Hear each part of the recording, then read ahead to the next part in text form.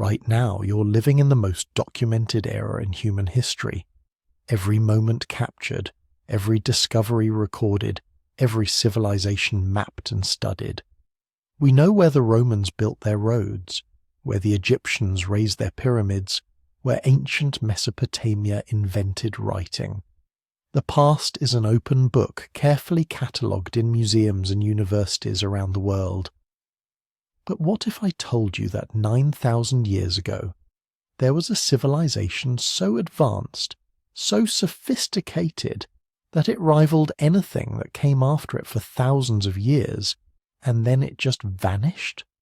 Not slowly, not gradually. It disappeared so completely that we didn't even know it existed until a few decades ago. If you're watching this to fall asleep, perfect. That's exactly why I make these videos. So maybe subscribe and drop a comment telling me where you are and what time it is. I love checking and seeing Tokyo at sunrise, London at lunch, Los Angeles at lights out, all watching at once. This isn't a story about Atlantis or some mythical lost continent. This is real. Archaeologists can walk through the ruins. They can touch the walls, measure the buildings, hold tools in their hands that were last used 9,000 years ago by people whose names we'll never know. The site is called Çatalhöyük, and it sat buried under the plains of southern Turkey for millennia. When people finally discovered it, they couldn't believe what they were seeing. A city, not a village, not a camp, an actual city of nearly 10,000 people, thriving at a time when most humans were still living in scattered bands of hunters and gatherers. Think about that timing. 9,000 years ago, most of the world was barely figuring out agriculture. Stonehenge wouldn't be built for another 4,000 years. The pyramids of Egypt were still 4,500 years in the future. But the people of this lost civilization had already created something that looked shockingly modern. Densely packed houses, sophisticated art, complex social structures, and technology that wouldn't be reinvented for generations after they disappeared. Here's what makes this story even more incredible. They built their city in a way that makes absolutely no sense by our standards. No streets, no doors, no ground-level entrances at all. They lived in houses packed so tightly together that the walls touched, and they entered through holes in their roofs, climbing down ladders into their homes, every single day. For over 1,000 years. Why would anyone do that? What were they afraid of? Or what did they understand about community and security that we've forgotten? For decades after the site was first excavated in the 1960s, archaeologists argued about what they were looking at. Some said it couldn't be a real city, that the organization was too strange, too different from every other ancient settlement we'd ever found.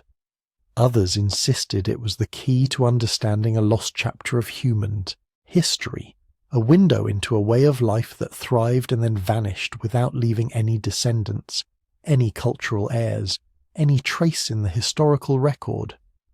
The people who lived there didn't just survive, they flourished.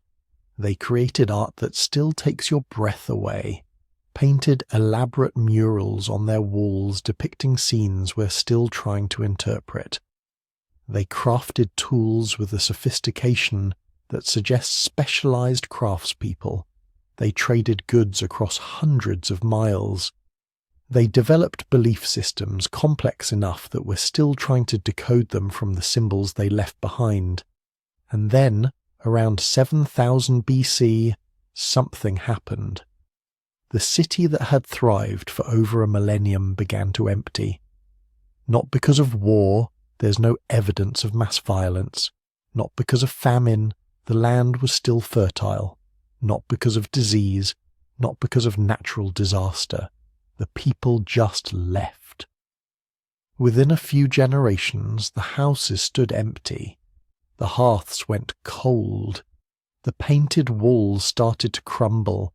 And this incredible experiment in early urban living, this civilization that had pushed the boundaries of what we thought possible for Neolithic humans, simply ceased to exist. Nobody knows where the people went. Nobody knows why they left. And here's the really haunting part. Nobody knows if they ever successfully rebuilt anywhere else, or if their departure marked the end of their entire culture. Tonight, we're going to walk through this lost world together. We'll explore the houses where families lived pressed up against each other, sharing walls and smoke and secrets. We'll look at the art they created, the tools they invented, the beliefs they held sacred. We'll trace the rise of this mysterious civilization from its earliest days to its golden age, and then we'll follow the clues that might explain why it all fell apart. This is a story about human ambition and innovation, about a group of people who tried something completely different and made it work for 1,000 years. And it's a story about mystery, because even with all our modern technology and archaeological techniques, we still can't fully answer the most basic question. What happened to the people who built this impossible city? So settle in, get comfortable, let the mystery wash over you. Because we're about to visit a civilization that time forgot. Picture this, it's 1958. A Turkish farmer is ploughing his field on the Anatolian plateau, maybe thinking about lunch, maybe worrying about the weather, definitely not thinking about ancient civilizations. Then his plough hit something hard, not a rock, something different. He digs down a few inches and finds it, a clay figurine, humanoid but strange. Elaborate headdress, exaggerated features clearly crafted with skill and intention. He sets it aside and keeps ploughing. Over the next few weeks he keeps finding things, pottery shards, obsidian blades, pieces of what look like decorative objects. Eventually word reaches archaeologists in Ankara.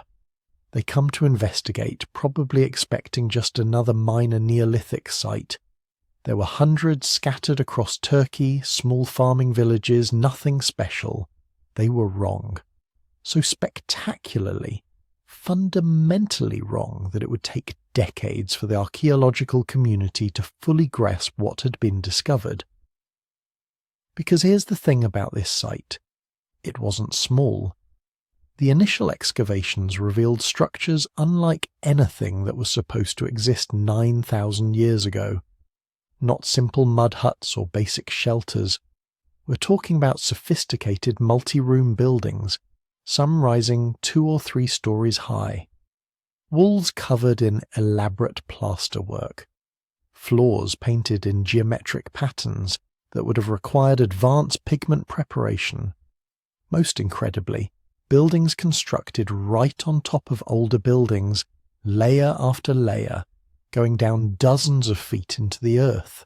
This wasn't a village. This was something entirely different. This was Çatalhöyük. The name means forked mound in Turkish, because that's what it looked like from a distance. Just a big hill with an unusual shape. Nothing to suggest that beneath the surface lay one of the most important archaeological discoveries of the 20th century. A city that wasn't supposed to exist. A civilization that had appeared and flourished and disappeared thousands of years before anyone thought humans were capable of building cities at all. But let me back up, because you need to understand what the world looked like 9,000 years ago to appreciate just how impossible this discovery was. The year is approximately 7,000 BCE. The last ice age officially ended about 4,000 years earlier, and the planet is still adjusting. Sea levels are rising as continental ice sheets melt. Climate zones are shifting northward. Entire landscapes are transforming from tundra to forest, from desert to grassland. In most of the world, humans are living as they had for hundreds of thousands of years. Small mobile bands of hunter-gatherers, maybe 20 to 50 people, moving seasonally to follow game and gather wild plants. They have sophisticated knowledge of their environments. They're skilled toolmakers and clever survivors. But they're not building cities. They're not supposed to be building cities for another 2,000 to 3,000 years, except in south-central Anatolia, in what's now Turkey. There, on a broad plateau surrounded by extinct volcanoes, something different was happening. The environment was perfect, almost unnaturally so. The volcanic soil was incredibly fertile. The extinct volcanoes provided massive deposits of obsidian, a volcanic glass that was the most valuable material in the prehistoric world, sharper than any stone, capable of holding an edge finer than modern surgical steel, and beautiful jet black and glassy, the kind of thing that could be traded across hundreds of miles. Springs fed by underground aquifers provided reliable water year-round. The climate was moderate, with cold but manageable winters and warm dry summers, and the wild resources were abundant. Wild wheat and barley grew in thick stands across the plateau. Wild sheep, goats, cattle, and pigs roamed in enormous herds. This was a landscape of plenty, and around 7,400 BCE, people started noticing. The first settlers probably came from the surrounding hills, small groups of hunter-gatherers who had been seasonally visiting the area for generations. They knew about the obsidian deposits. They knew about the wild grain stands. At some point, maybe during a particularly harsh winter elsewhere, some of them decided to stay permanently. They built simple structures at first, probably wattle and daub construction, woven plant materials plastered with mud, basic single-room dwellings designed to keep out wind and rain. But then something remarkable happened. Instead of staying small, instead of maintaining the mobile lifestyle that had served humanity for millennia, they stayed put, and more people came, and the settlement grew. Within a few centuries, what had started as maybe a handful of families had become something unprecedented. A densely packed settlement of rectangular houses, built so close together there were no streets between them. People entered their homes through holes in the roof, climbing down wooden ladders into their living spaces. From above, the settlement would have looked like a honeycomb. Dozens, then hundreds of rectangular structures, packed together so tightly their walls touched, covering an area of 34 acres. That's about 25 football fields, and it was all occupied simultaneously. But let me get back to the discovery, because the scale of what had been found didn't become clear immediately. Those initial excavations in the late 1950s were limited, small test trenches that revealed intriguing but fragmentary evidence. Then, in 1961, a British archaeologist named James Mellart took over the excavations. Mellart was brilliant, energetic, and crucially willing to think big. His excavations over the next few years revealed something that shouldn't have existed. Not just a large settlement, but a sophisticated one. Buildings with multiple rooms, specialized activity areas, storage facilities, and shrines. Elaborate artwork covering walls and depicting everything from hunting scenes to geometric patterns to strange humanoid figures. Most incredibly, evidence of systematic burial practices beneath the floors of houses, dead buried under the places where the living slept and ate and raised their children. The dating techniques available in the 1960s were crude by modern standards, but they were good enough to establish something incredible. This site was old, really old, 9,000 years old. That made it older than the pyramids by over 4,000 years, older than Stonehenge by 4,500 years, older than the first cities in Mesopotamia, which were supposed to be the oldest cities in the world, and it was bigger and more complex than anything else from that period. Jericho in the Jordan Valley had defensive walls from around the same time, but it was much smaller. Göbekli Tepe in southeastern Turkey had spectacular ritual structures, but it wasn't a residential settlement. Çatalhöyük was different. This was where people lived. Thousands of them, year-round, generation after generation, for over 1,400 years. At its peak, between 7,000 and 6,500 BCE, the population was probably between 5,000 and 8,000 people. That might not sound like much by modern standards, but for the Neolithic period it was staggering. Most settlements from this era housed maybe 50 to 200 people. This was 20 to 40 times larger. This was a city. But here's where things get really interesting. The archaeological establishment didn't believe it.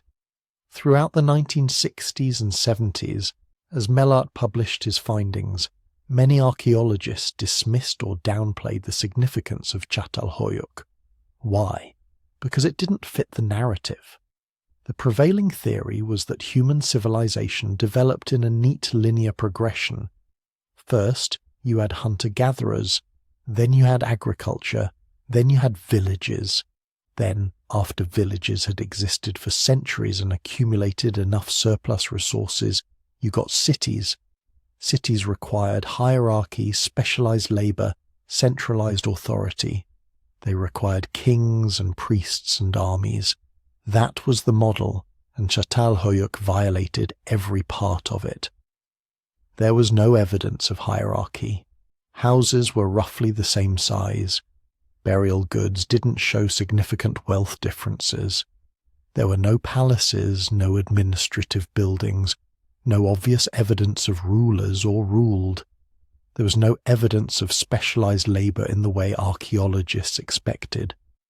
Everyone seemed to be making their own tools, processing their own food, creating their own art. There was no centralized authority that anyone could identify. No temples separate from houses, no fortifications or defences, no weapons of war. This was a city of equals, or at least as equal as any human society has ever managed to be, and that made it theoretically impossible. So, many archaeologists simply rejected the interpretation. Maybe it wasn't really a city. Maybe it was just a large village. Maybe the population estimates were wrong. Maybe the dating was unreliable. Maybe Mellart, who had a flair for dramatic interpretation, was exaggerating the findings. The controversy intensified in 1965 when Mellart was banned from Turkey due to a scandal involving allegedly smuggled artifacts. Without access to the site, he couldn't defend his interpretations with new data. For decades, Çatalhöyük remained in archaeological limbo, famous but controversial, cited but not fully accepted. Then in 1993 everything changed. A new team led by British archaeologist Ian Hodder received permission to resume excavations. Hodder brought with him 3 decades of advances in archaeological methodology. Ground-penetrating radar to map buried structures without excavating. Advanced carbon dating that could precisely determine the age of organic materials. Microscopic analysis of soils and residues to understand what activities took place in different areas. DNA analysis of human remains to trace population relationships and migrations. And he brought a different theoretical framework, one that didn't require cities to follow a predetermined pattern of development. Over the next 25 years, Hodder's team systematically excavated and analysed the site. Every finding was documented with unprecedented precision. Every artifact was studied using multiple analytical techniques, and the results vindicated Melart's basic interpretation while revealing even more complexity than he had imagined. The site really was 9,000 years old. Carbon dating of organic materials from the deepest levels came back between 7,400 and 7,000 BCE for the earliest occupation. Later levels dated to 6,500 BCE. Over 1,400 years of continuous occupation, layer built on top of layer. The settlement really was huge. Ground-penetrating radar revealed that the occupied area extended across the entire 34-acre mound. Conservative estimates suggested at least 3,500 individual buildings constructed over the settlement's lifespan, with perhaps 300 to 500 occupied simultaneously at any given time. If each house held an average of 15 to 20 people, which was typical for extended family groups in this period, you're looking at populations between 5,000 and 10,000 at the settlement's peak. This wasn't just larger than other Neolithic settlements, it was orders of magnitude larger. The architecture really was sophisticated. Microscopic analysis revealed that the builders used standardized mud bricks, manufactured to consistent sizes, suggesting coordinated production. The plaster covering interior walls wasn't just protective, it was decorative, made from crushed limestone that had been carefully heated to produce lime plaster, a technology that required specialized knowledge and controlled fires. Some walls had been replastered over 100 times, each layer carefully applied and often painted with new designs. This showed both technical skill and aesthetic sensibility that was supposed to develop much later in human history. But perhaps the most important finding was what Hodder's team discovered about the timeline of human development. By comparing Chat el Huyuk with other sites from the same period across the Middle East, they established something revolutionary. The development of agriculture and the development of cities weren't sequential. They were simultaneous. The people of Chat el Huyuk were still hunting wild animals, but they were also managing herds of domesticated sheep and goats. They were still gathering wild plants, but they were also cultivating wheat and barley. They weren't fully Neolithic farmers yet, and they weren't purely Paleolithic hunter-gatherers anymore.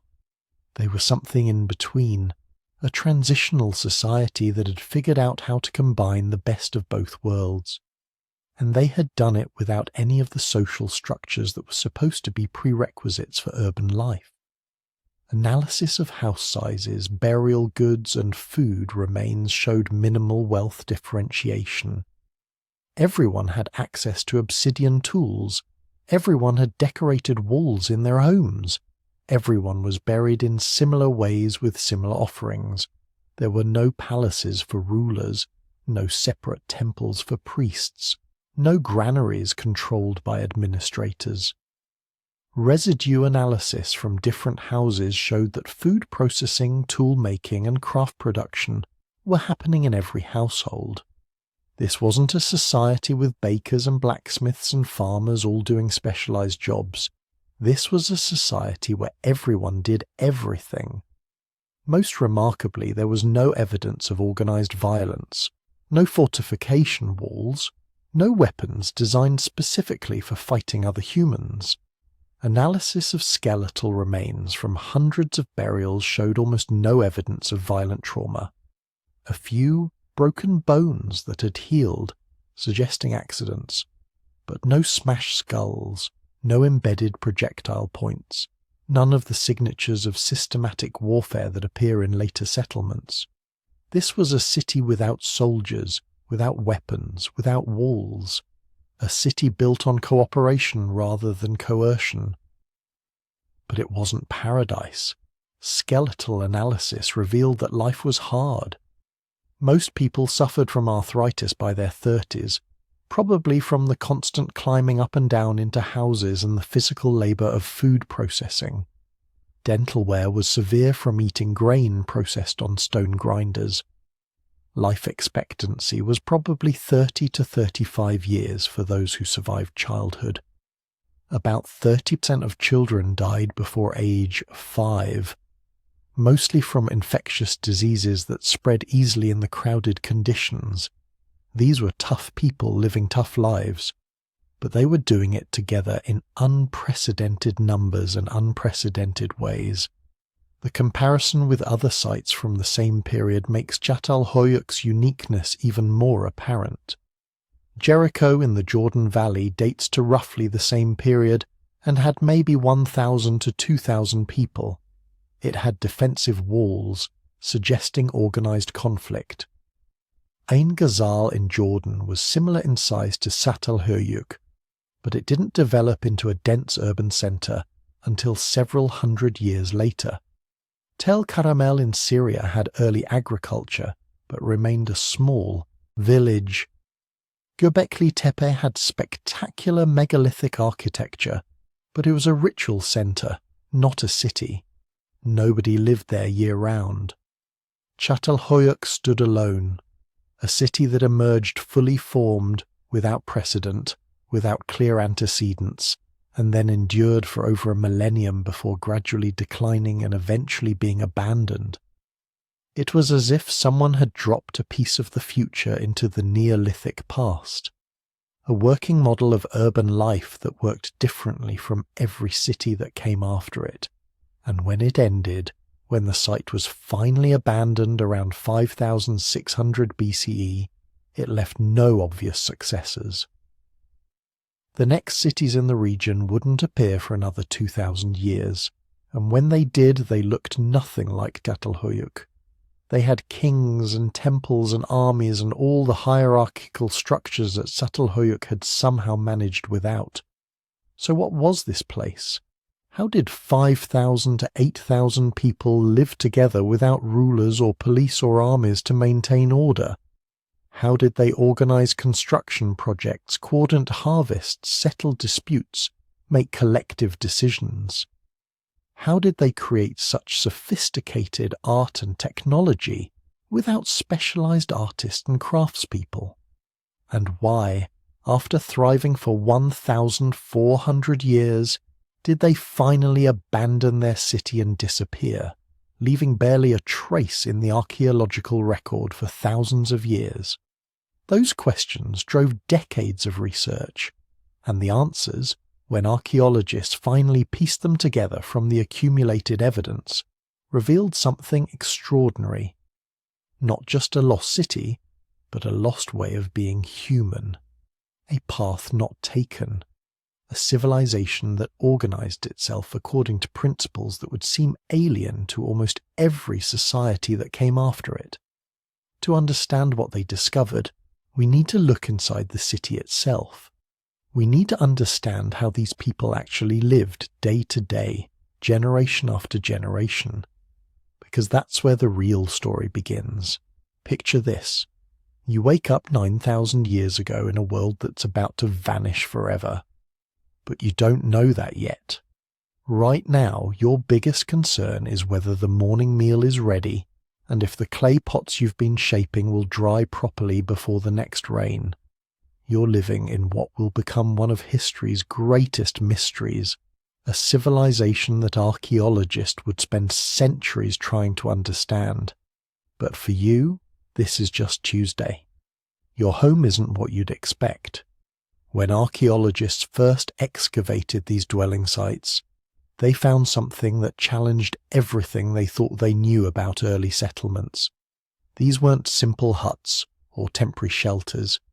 These were engineered structures showing planning, foresight, and a deep understanding of architecture that wouldn't be seen again for thousands of years.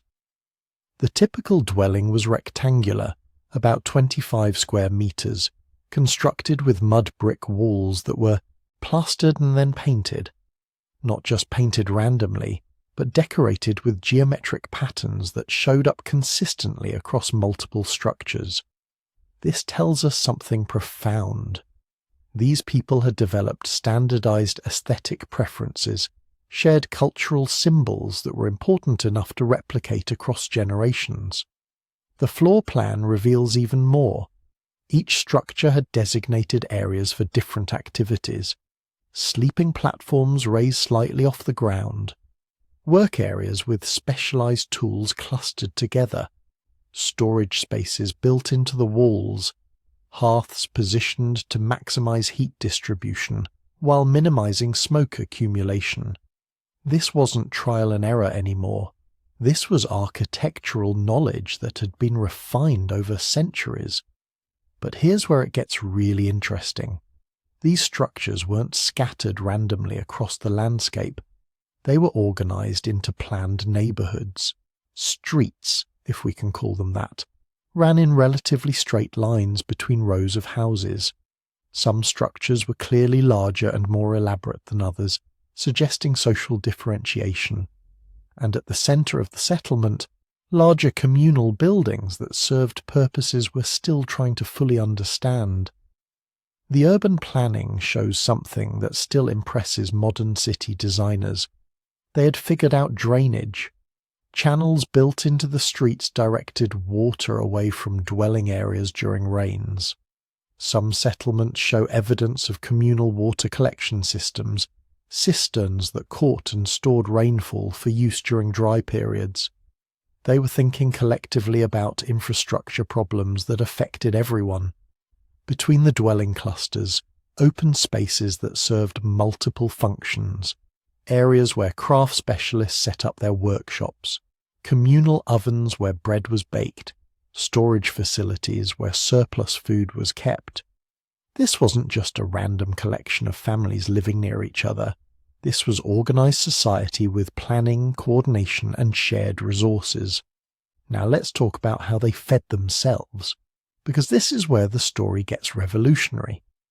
These people were right at the transition point between hunting-gathering and systematic agriculture, and the archaeological evidence shows they were doing something remarkably sophisticated. They were experimenting.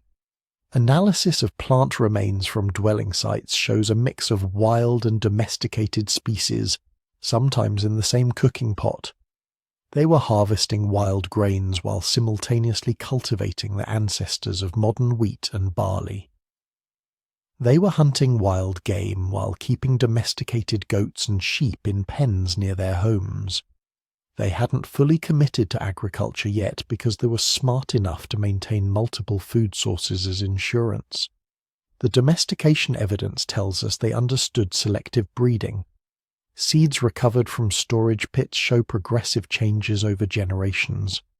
Larger grains, easier to process hulls, plants that held onto their seeds longer instead of dispersing them naturally. These are all traits that only emerge through deliberate human selection. They were actively shaping the genetics of their food sources, probably without understanding the mechanics, but definitely seeing the results. Their agricultural fields show remarkably advanced organization. They practiced crop rotation, planting different species in sequence to maintain soil fertility. They built irrigation channels to supplement rainfall, small-scale systems that could be managed by individual families or small groups. And they stored surplus systematically, creating the first food security systems that could buffer against seasonal variation and bad harvests. But they hadn't abandoned hunting and gathering entirely, because the wild resources were still abundant and familiar. Bone analysis from trash heaps shows they were hunting deer, wild boar, birds, basically anything they could catch. They were collecting wild nuts, fruits, and roots to supplement cultivated grains. They were hedging their bets, maintaining traditional knowledge while developing new techniques. This adaptive flexibility, this refusal to commit entirely to one survival strategy, is probably part of what made them so successful for so long. The social hierarchy becomes visible when you look at burial sites, and what they reveal is both familiar and alien to modern eyes. Not everyone was buried the same way. Some graves are simple, a body placed in a pit with maybe a few personal items. Others are elaborate, containing wealth that would have represented years of labour and resources.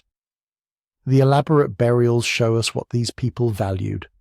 Finely crafted pottery, sometimes dozens of pieces in a single grave. Obsidian blades that had been transported hundreds of miles from their source. Jewellery made from shells that came from distant coasts. Animal bones showing evidence of feast remains, suggesting burial ceremonies that involved communal eating and ritual. These weren't just graves. They were statements about status, identity, and social position. But here's what's really fascinating. The distribution of grave goods isn't purely hierarchical. You find wealthy burials scattered throughout the settlement, not concentrated in one elite area. You find craft specialists, people buried with their tools, receiving burial treatment similar to those with purely wealth-based status markers. This suggests a society with multiple pathways to prestige. You could be important because you controlled resources, or because you possess specialized knowledge, or because you maintained ritual authority. The gender analysis of burials reveals something unexpected. Both male and female graves show similar ranges of wealth variation. Women weren't systematically buried with fewer goods or in less elaborate ways. Some of the richest graves belong to women, containing not just jewellery, but tools suggesting they held positions, requiring specialised knowledge. This wasn't egalitarian exactly, but it wasn't rigidly patriarchal either. Status seems to have been based on individual achievement and family position, rather than purely on gender. Children's graves tell another story about social organisation. Even very young children sometimes receive elaborate burial treatment with expensive grave goods. These couldn't have achieved status through their own accomplishments. They must have inherited it from their families. This is evidence of hereditary social position, but it coexists with graves showing that individuals could also achieve status through skill or accomplishment. It's a hybrid system, more nuanced than simple hereditary aristocracy or pure meritocracy. The craft specialization evident in archaeological remains shows an economy that had moved far beyond subsistence. These people weren't spending all their time just trying to survive. They had surplus, enough that some individuals could dedicate themselves to becoming expert craftspeople. The pottery alone tells an incredible story. Early ceramics from the site show experimentation, different clay mixes, various firing techniques, inconsistent results. But over time, the quality standardizes and improves. Potters were learning from each other, developing shared knowledge about which clay sources worked best, what temperatures produced the strongest vessels, how to create decorative effects that wouldn't crack or fade. By the civilization's peak, they were producing pottery that was both functionally excellent and aesthetically sophisticated. More importantly, they were producing specialty vessels, storage jars with specific shapes designed to maximize storage while minimizing space, cooking pots with rounded bottoms that distributed heat evenly, serving vessels with decorative elements that served no functional purpose except beauty. This specialization means the potters were responding to consumer demand. People wanted specific types of vessels for specific purposes and were willing to trade resources to get them. Textile production shows even more sophisticated organization. The loom weights found at dwelling sites aren't scattered randomly. They cluster in specific structures, suggesting dedicated weaving workshops. The spindle whirls, tools for spinning fibre into thread, show up in such quantities that spinning must have been a major time investment for many households. But the really advanced weaving equipment concentrates in fewer locations, implying specialist weavers who took spun fibre from multiple households and converted it into finished cloth. Analysis of textile fragments preserved in favourable conditions shows they were producing multiple grades of cloth. Coarse fabrics for everyday use, probably made by most households for their own consumption. Medium quality cloth that shows up in moderate quantities, probably produced by semi-specialists for local trade. And rare fragments of very fine cloth showing sophisticated weaving techniques, probably produced by master craftspeople and traded as luxury goods. The metalworking evidence is more limited but incredibly significant. These people were experimenting with copper, one of the first metals humans learned to work systematically. They were cold hammering native copper into simple tools and ornaments. They were learning through experimentation that heating copper made it easier to shape. Some sites show evidence of early smelting, heating copper ores to extract pure metal, a technology that wouldn't become widespread for another 1,000 years. But they were still primarily stone tool users, because stone was abundant and they had thousands of years of knowledge about how to work it effectively. The obsidian tools found at sites show master craftsmanship, long blades with edges sharper than modern surgical steel. The fact that obsidian had to be traded from sources hundreds of miles away and was still used extensively tells us it was worth the effort. They valued quality tools enough to maintain long-distance trade networks to obtain the best materials, and those trade networks were extensive. Chemical analysis of obsidian artifacts can identify their source location with precision. Tools found at this civilization's sites came from volcanic sources in multiple directions, some over 300 miles away. Marine shells from both Mediterranean and Red Sea coasts show up in settlements nowhere near either body of water. Exotic stone types, minerals used for pigments, even occasional items that must have come from even more distant origins. This wasn't simple down-the-line exchange where goods passed from neighbour to neighbour. The quantities and varieties of foreign materials suggest organised trade expeditions, specialist traders who made long journeys to obtain specific goods, networks that connected distant regions through complex webs of exchange relationships. They were operating a regional economy that spanned territories inhabited by multiple groups. What did they trade in return? Probably finished goods that don't preserve well in archaeological contexts, textiles, prepared foods, wooden implements, leather goods. The things they were expert at producing, exchanged for raw materials they couldn't obtain locally. This is economic specialization at a regional scale. Different communities focusing on what they did best and trading for everything else. Family structure and community organization emerge from the physical layout of settlements and the distribution of artifacts within them. Individual dwellings were relatively small, probably housing nuclear families, parents and children, maybe occasionally an elderly relative. But dwelling clusters show patterns suggesting extended family groups lived near each other. 3 or 4 houses built close together sharing a common courtyard area, probably brothers and their families, or parents and their married children. The communal buildings at settlement centres suggest regular gatherings that brought multiple family groups together. These spaces show evidence of feasting, large-scale food preparation that exceeded what individual families would do for themselves. Animal bones showing that prime cuts were being cooked in quantities suggesting dozens of people eating together. Storage areas for communal food reserves that no single family could have contributed alone. This implies a level of social organization beyond the family.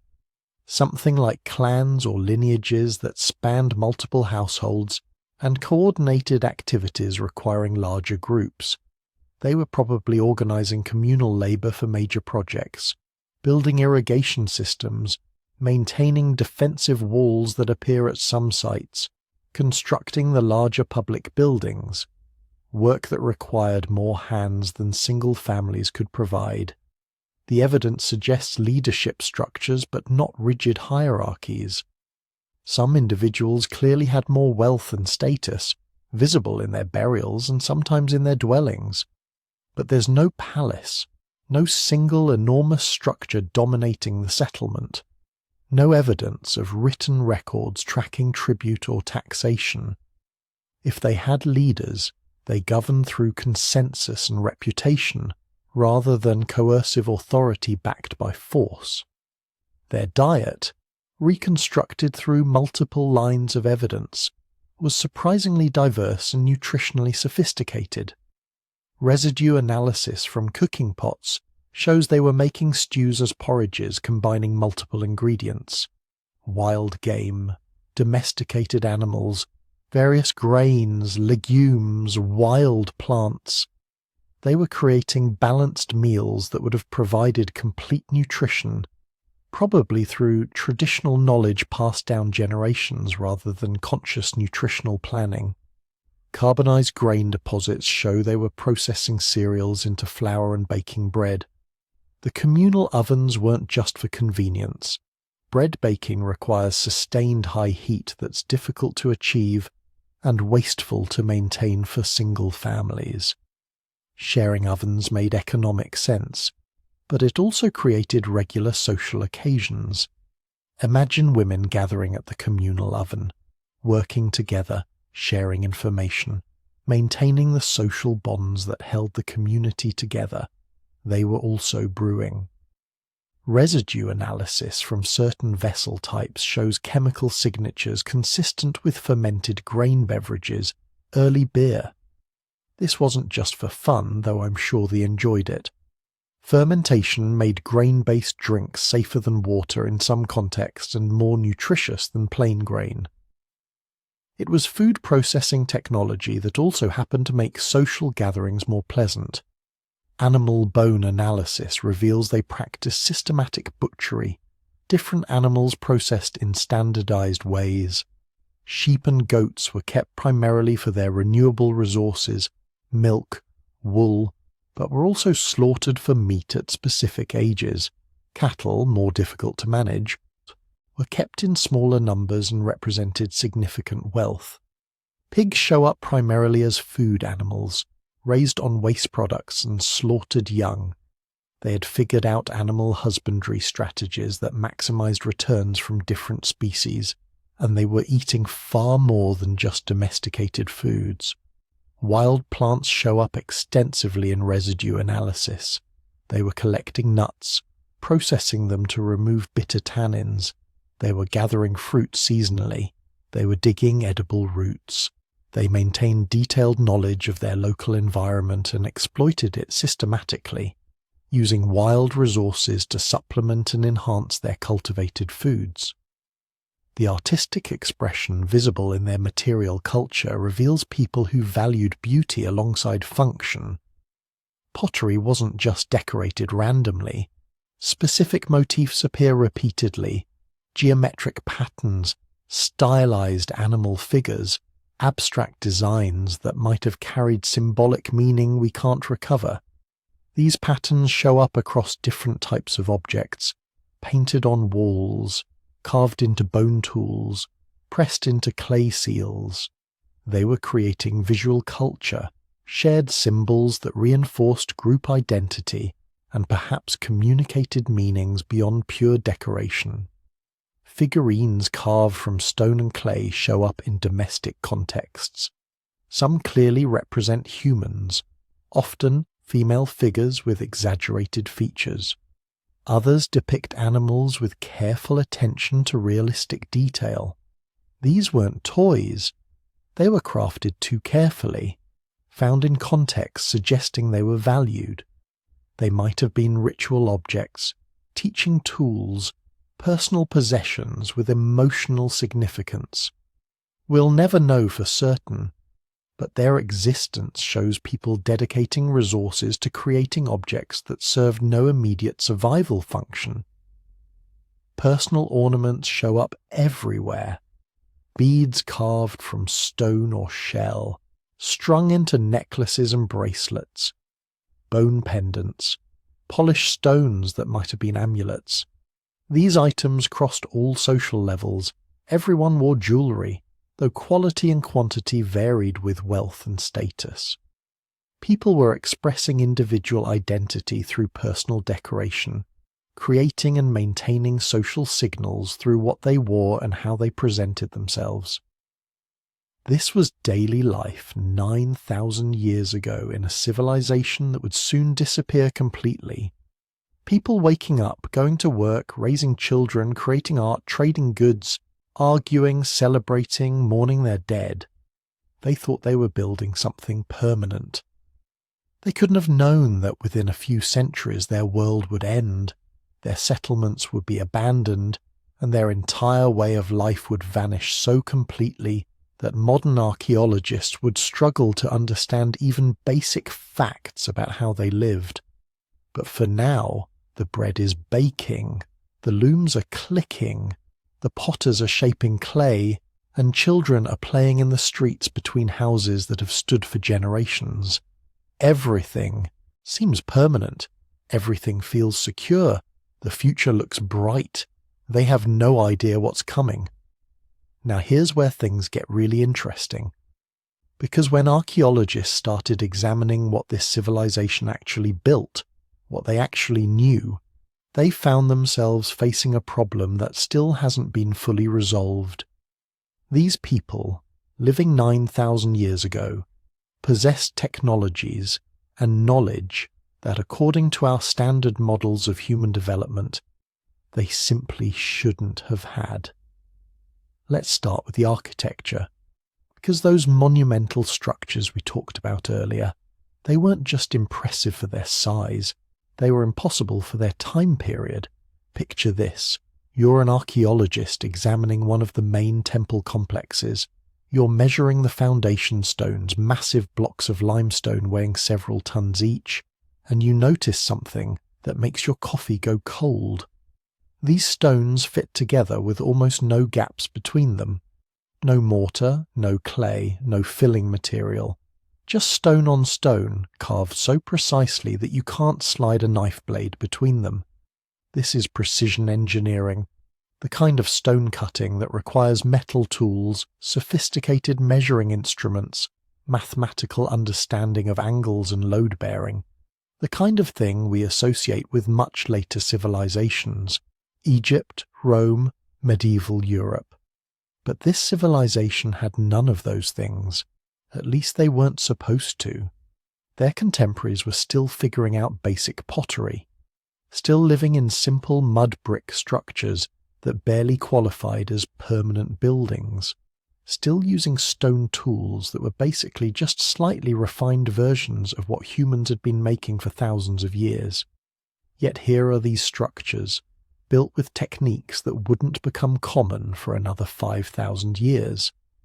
And it's not just one building, it's dozens of them, spread across multiple settlement sites, all showing the same level of precision, the same architectural sophistication. The vertical walls in these structures show something even more remarkable. They're not straight up and down, which would have been impressive enough. They're slightly angled, creating what architects call a negative batter.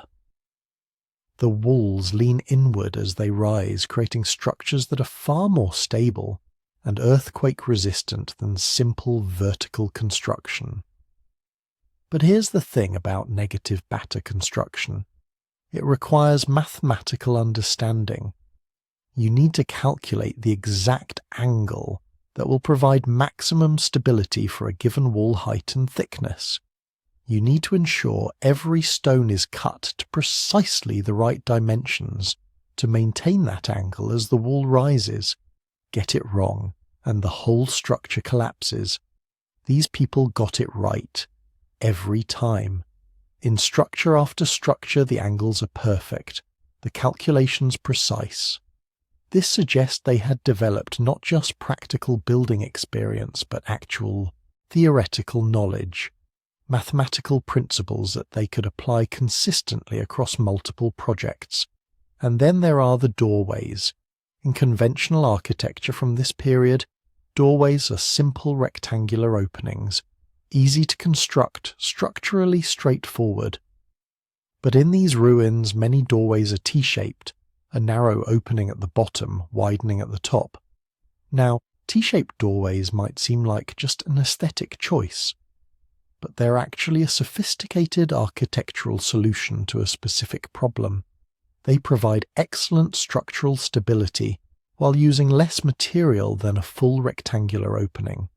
The narrower base supports more weight, while the wider top allows adequate headroom and light passage. This isn't something you stumble onto by accident. This is architectural engineering, deliberate design choices based on understanding of structural mechanics. And we're seeing it 9,000 years ago in a civilization that wasn't supposed to have those capabilities yet. But architecture was just the beginning, because when researchers started examining the settlement patterns more carefully, they discovered something even more impressive. Water management systems that would have made Roman engineers jealous. These settlements weren't located randomly. Every major site was positioned to take advantage of specific water sources, underground springs, seasonal streams, natural collection basins. But they didn't just use these water sources naturally, they controlled them. Archaeological excavations have revealed extensive networks of channels, cisterns, and what appear to be early aqueducts. Carved channels that directed water from springs to storage facilities. Underground cisterns lined with a waterproof plaster-like material that kept water fresh for months. Distribution systems that could deliver water to different parts of the settlement based on need. Think about what this means. These people understood hydrology, the movement and behavior of water.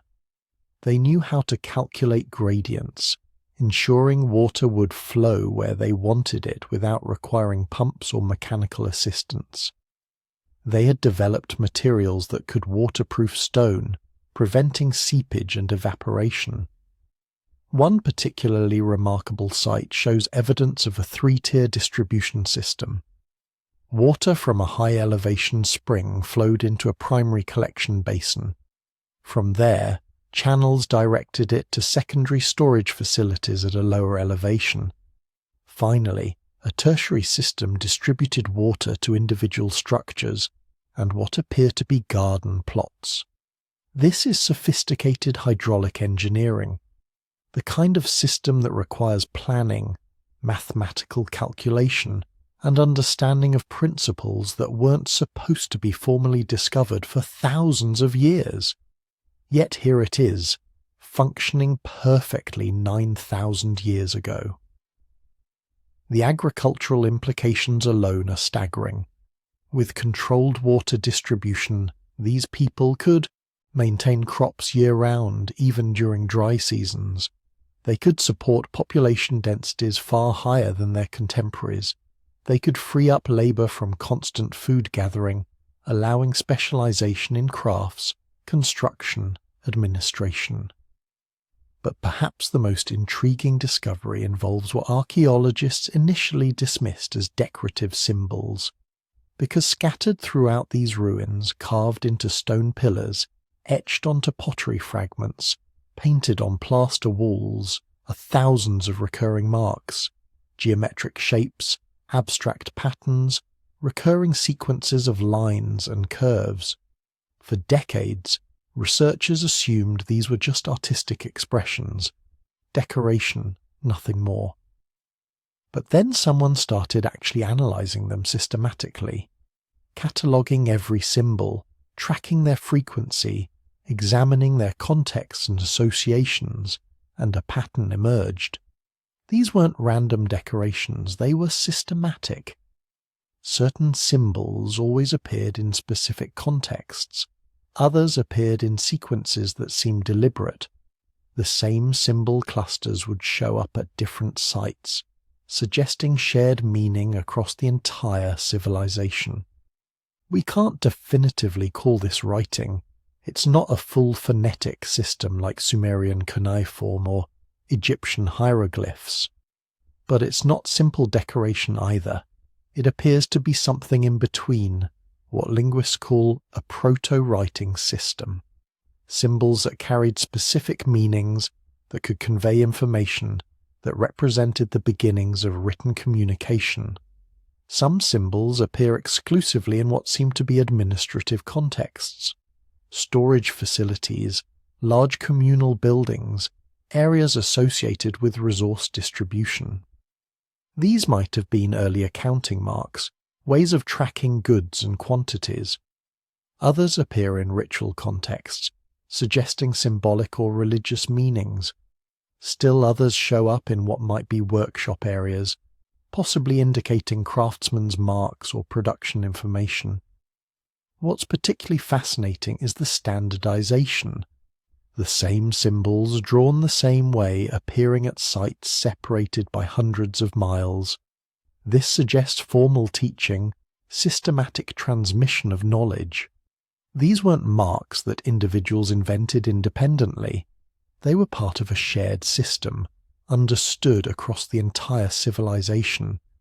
If this really was an early writing system, it would push back the development of written communication by thousands of years. It would mean this civilization had developed one of the fundamental technologies of complex society long before anyone else, and it would explain a lot about how they coordinated large-scale construction projects and maintained social cohesion across multiple settlements. But the technological sophistication goes deeper still, because when researchers examined the tools found at these sites, they found something that shouldn't exist. Obsidian blades, which is normal enough. Obsidian was a prized material for tool-making throughout prehistory. But some of these blades showed a level of craftsmanship that defies easy explanation. Standard obsidian knapping produces blades with irregular edges and variable thickness. Functional, but crude by modern standards. Some of these blades are different. They're pressure flaked to create edges that are almost molecularly sharp. They're uniform in thickness across their entire length. They show evidence of techniques that require specialized tools to apply precise pressure at exact points. This is master-level craftsmanship, the kind of skill that takes years to develop and requires formal training to transmit. It suggests the existence of specialized craftsmen, possibly organized into workshops or guilds. People whose entire social role was producing high-quality tools, who could dedicate time to perfecting techniques because the society's agricultural surplus freed them from constant food procurement. And it wasn't just obsidian. Stone vessels found at these sites show drilling techniques that would have required sophisticated tools. Bowls carved from solid limestone with walls thin enough to be translucent. Perfectly circular perforations that go through solid stone without cracking or shattering. Surface finishing so smooth it approaches polished glass. To drill through stone like this, you need more than just patience. You need abrasives, possibly copper-tipped drills, water for cooling, understanding of stone structural properties. You need technology that, again, wasn't supposed to exist for thousands more years. But perhaps the most compelling evidence of advanced knowledge comes from the astronomical alignments. Because those massive stone pillars, they weren't positioned randomly, they were deliberately aligned with celestial events. Multiple structures show precise orientation to the summer and winter solstices. doorways that capture the first light of the longest day, windows positioned so the setting sun on the shortest day illuminates specific interior features, courtyard layouts that track the movement of specific constellations across the night sky. This requires systematic observation over many years. You can't just glance at the sky and know where the sun will rise on the summer solstice.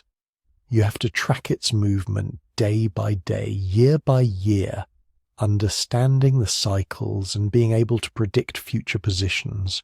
You have to develop methods for recording these observations, for transmitting knowledge across generations, for applying astronomical understanding to architectural design. Some researchers have identified what might be lunar calendars carved into stone, sequences of marks that correspond to lunar cycles, suggesting these people tracked the moon's phases with precision. Others have noted potential stellar alignments, pillars that point towards specific stars or constellations that would have been prominent in the night sky 9,000 years ago. Why would they need this astronomical knowledge? Several possibilities emerge. Agricultural timing, knowing exactly when to plant and harvest based on celestial cycles. Religious significance, connecting earthly structures with cosmic movements. Social coordination, using astronomical events as calendars for gatherings, ceremonies, or trade expeditions. Whatever the specific purpose is, the existence of this knowledge tells us something profound. These people were doing more than just surviving. They were studying the world around them, developing systematic understanding of natural phenomena, applying that understanding to practical and symbolic purposes, and there's evidence they were doing mathematics too. The architectural precision we've already discussed requires mathematical understanding, but there are more explicit hints. Some of the geometric patterns carved into stones show sophisticated mathematical principles, spirals that follow what appears to be a Fibonacci sequence, radial patterns divided into sections that suggest understanding of angles and fractions, repeating geometric designs that demonstrate knowledge of symmetry and proportion. One particularly remarkable carving shows a series of nested circles with radial divisions. When researchers analysed it, they found the circles were spaced according to consistent ratios. The divisions created angles that are mathematically significant. It looks, in other words, like an early attempt at geometric illustration, a way of representing mathematical relationships visually. If that interpretation is correct, and not all researchers agree, it would suggest these people had developed abstract mathematical thinking, not just practical counting and measuring, but actual mathematical concepts that they could represent symbolically and apply to various problems. This level of mathematical sophistication would explain a lot. It would explain the architectural precision, the perfect stone cutting, the complex water management systems. It would explain how they coordinated large-scale construction projects involving hundreds or thousands of workers. It would explain the standardization of tools and symbols across vast distances. But it also raises uncomfortable questions. Because if this civilization possessed all these capabilities, advanced architecture, hydraulic engineering, proto-writing, sophisticated craftsmanship, astronomical knowledge, mathematical understanding, why did it disappear? Why didn't it continue developing, evolving into something even more advanced? Why don't we see a continuous technological progression from these innovations to later civilizations? The lack of clear technological continuity is one of the great mysteries. Later cultures in the region seem to have started over, redeveloping basic technologies without building on what this earlier civilization had achieved. It's as if all that knowledge, all those capabilities just vanished when the civilization collapsed. Some researchers suggest the knowledge was too centralized. Maybe only a small elite understood the mathematical principles behind the architecture. Perhaps specialized craftsmen guarded their techniques jealously. When the civilization fell, that concentrated knowledge died with the people who held it. Others proposed that the technologies were situation-specific. They worked in the particular environment and context of this civilization, but weren't easily transferable to the smaller, simpler societies that came after. Without the population density to support specialized craftsmen, without the agricultural surplus to free people for observation and experimentation, the advanced techniques couldn't be maintained. But standing in those ruins, looking at the impossible precision of the stonework, the sophisticated water channels, the astronomical alignments, it's hard not to feel that something more profound was lost. This wasn't just a collection of practical techniques.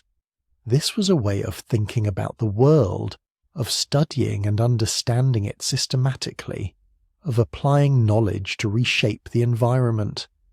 These people, 9,000 years ago, were doing something that looks remarkably like early science.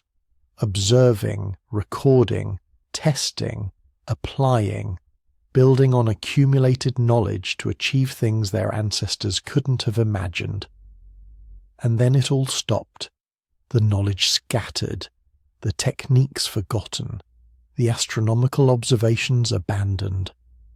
Within a few centuries of the civilization's collapse, the region had returned to much simpler ways of living. The impressive architecture, the complex water systems, the proto-writing, all of it becoming ruins and mysteries for future archaeologists to puzzle over. But before we can understand why it all ended, we need to understand what held it together, because these technological achievements didn't exist in isolation. They were embedded in a larger system of beliefs, rituals, and spiritual practices that gave meaning to all that impressive construction and innovation. Let's talk about what these people believed and how those beliefs might have been connected to both their remarkable achievements and their ultimate fate. Now here's where things get really fascinating, because when you dig beneath the houses and workshops of this 9,000-year-old civilization, when you look past the practical concerns of daily survival, you find something that tells us these people weren't just living. They were searching for meaning. Picture this. It's the middle of the settlement, the highest point in the community. There's a structure that's different from all the others. Larger, yes, but it's not the size that catches your attention. It's everything else. The walls are plastered smooth, painted with intricate designs in red ochre and black charcoal. The floor has been replastered dozens of times, each layer carefully applied and polished, and embedded in those walls, positioned with obvious intentionality, are human skulls. Not just one or two, dozens of them. Plastered over, features moulded in clay, eyes made from shells, painted to look alive. The first archaeologists to find these thought they'd discovered evidence of ancestor worship, and they were right. But they had no idea how complex it really was. Because here's the thing about those plastered skulls. They weren't just any dead people. Chemical analysis of the plaster shows it was mixed with specific plant resins that had to be imported from miles away. The shells used for eyes came from the Mediterranean coast, requiring multi-day journeys to obtain. The ochre pigments were ground from particular mineral deposits that had spiritual significance. These people were investing enormous resources into maintaining relationships with their dead. This wasn't casual remembrance. This was systematic, organized religious practice that required planning, trade networks, and specialized knowledge. We're looking at one of the earliest evidence of organized religion in human history. But the skull houses were just the beginning. Scattered throughout the settlement, Archaeologists found ritual spaces that tell us these people had developed an entire cosmology, a complete system for understanding their place in the universe. Some houses had special rooms with raised platforms, clearly not for sleeping or storage. The platforms were painted with complex geometric patterns and decorated with animal bones arranged in specific configurations. Bullhorns were mounted on the walls in repeating patterns. Leopard claws were embedded in the plaster. These weren't random decorations. They were symbolic systems, visual languages that communicated religious ideas to anyone who understood the code. And the repetition of certain motifs across multiple houses tells us the code was widely understood. This was shared belief, communal faith that bound the society together. The burial practices reveal even more. When someone died in this civilization, their body wasn't immediately taken outside the settlement. Instead, they were buried right beneath the floors of houses, directly under where their families slept and ate and lived their daily lives. Dozens of burials have been found under single houses, generations of the same family literally forming the foundation of their home. But here's what's strange. The bodies weren't buried all at once. Archaeological evidence shows that bodies were often buried temporarily somewhere else first, left until the flesh had decomposed. Then the bones were carefully dug up, sorted and reburied beneath the house floor. Sometimes certain bones were missing, removed before final burial. Skulls especially.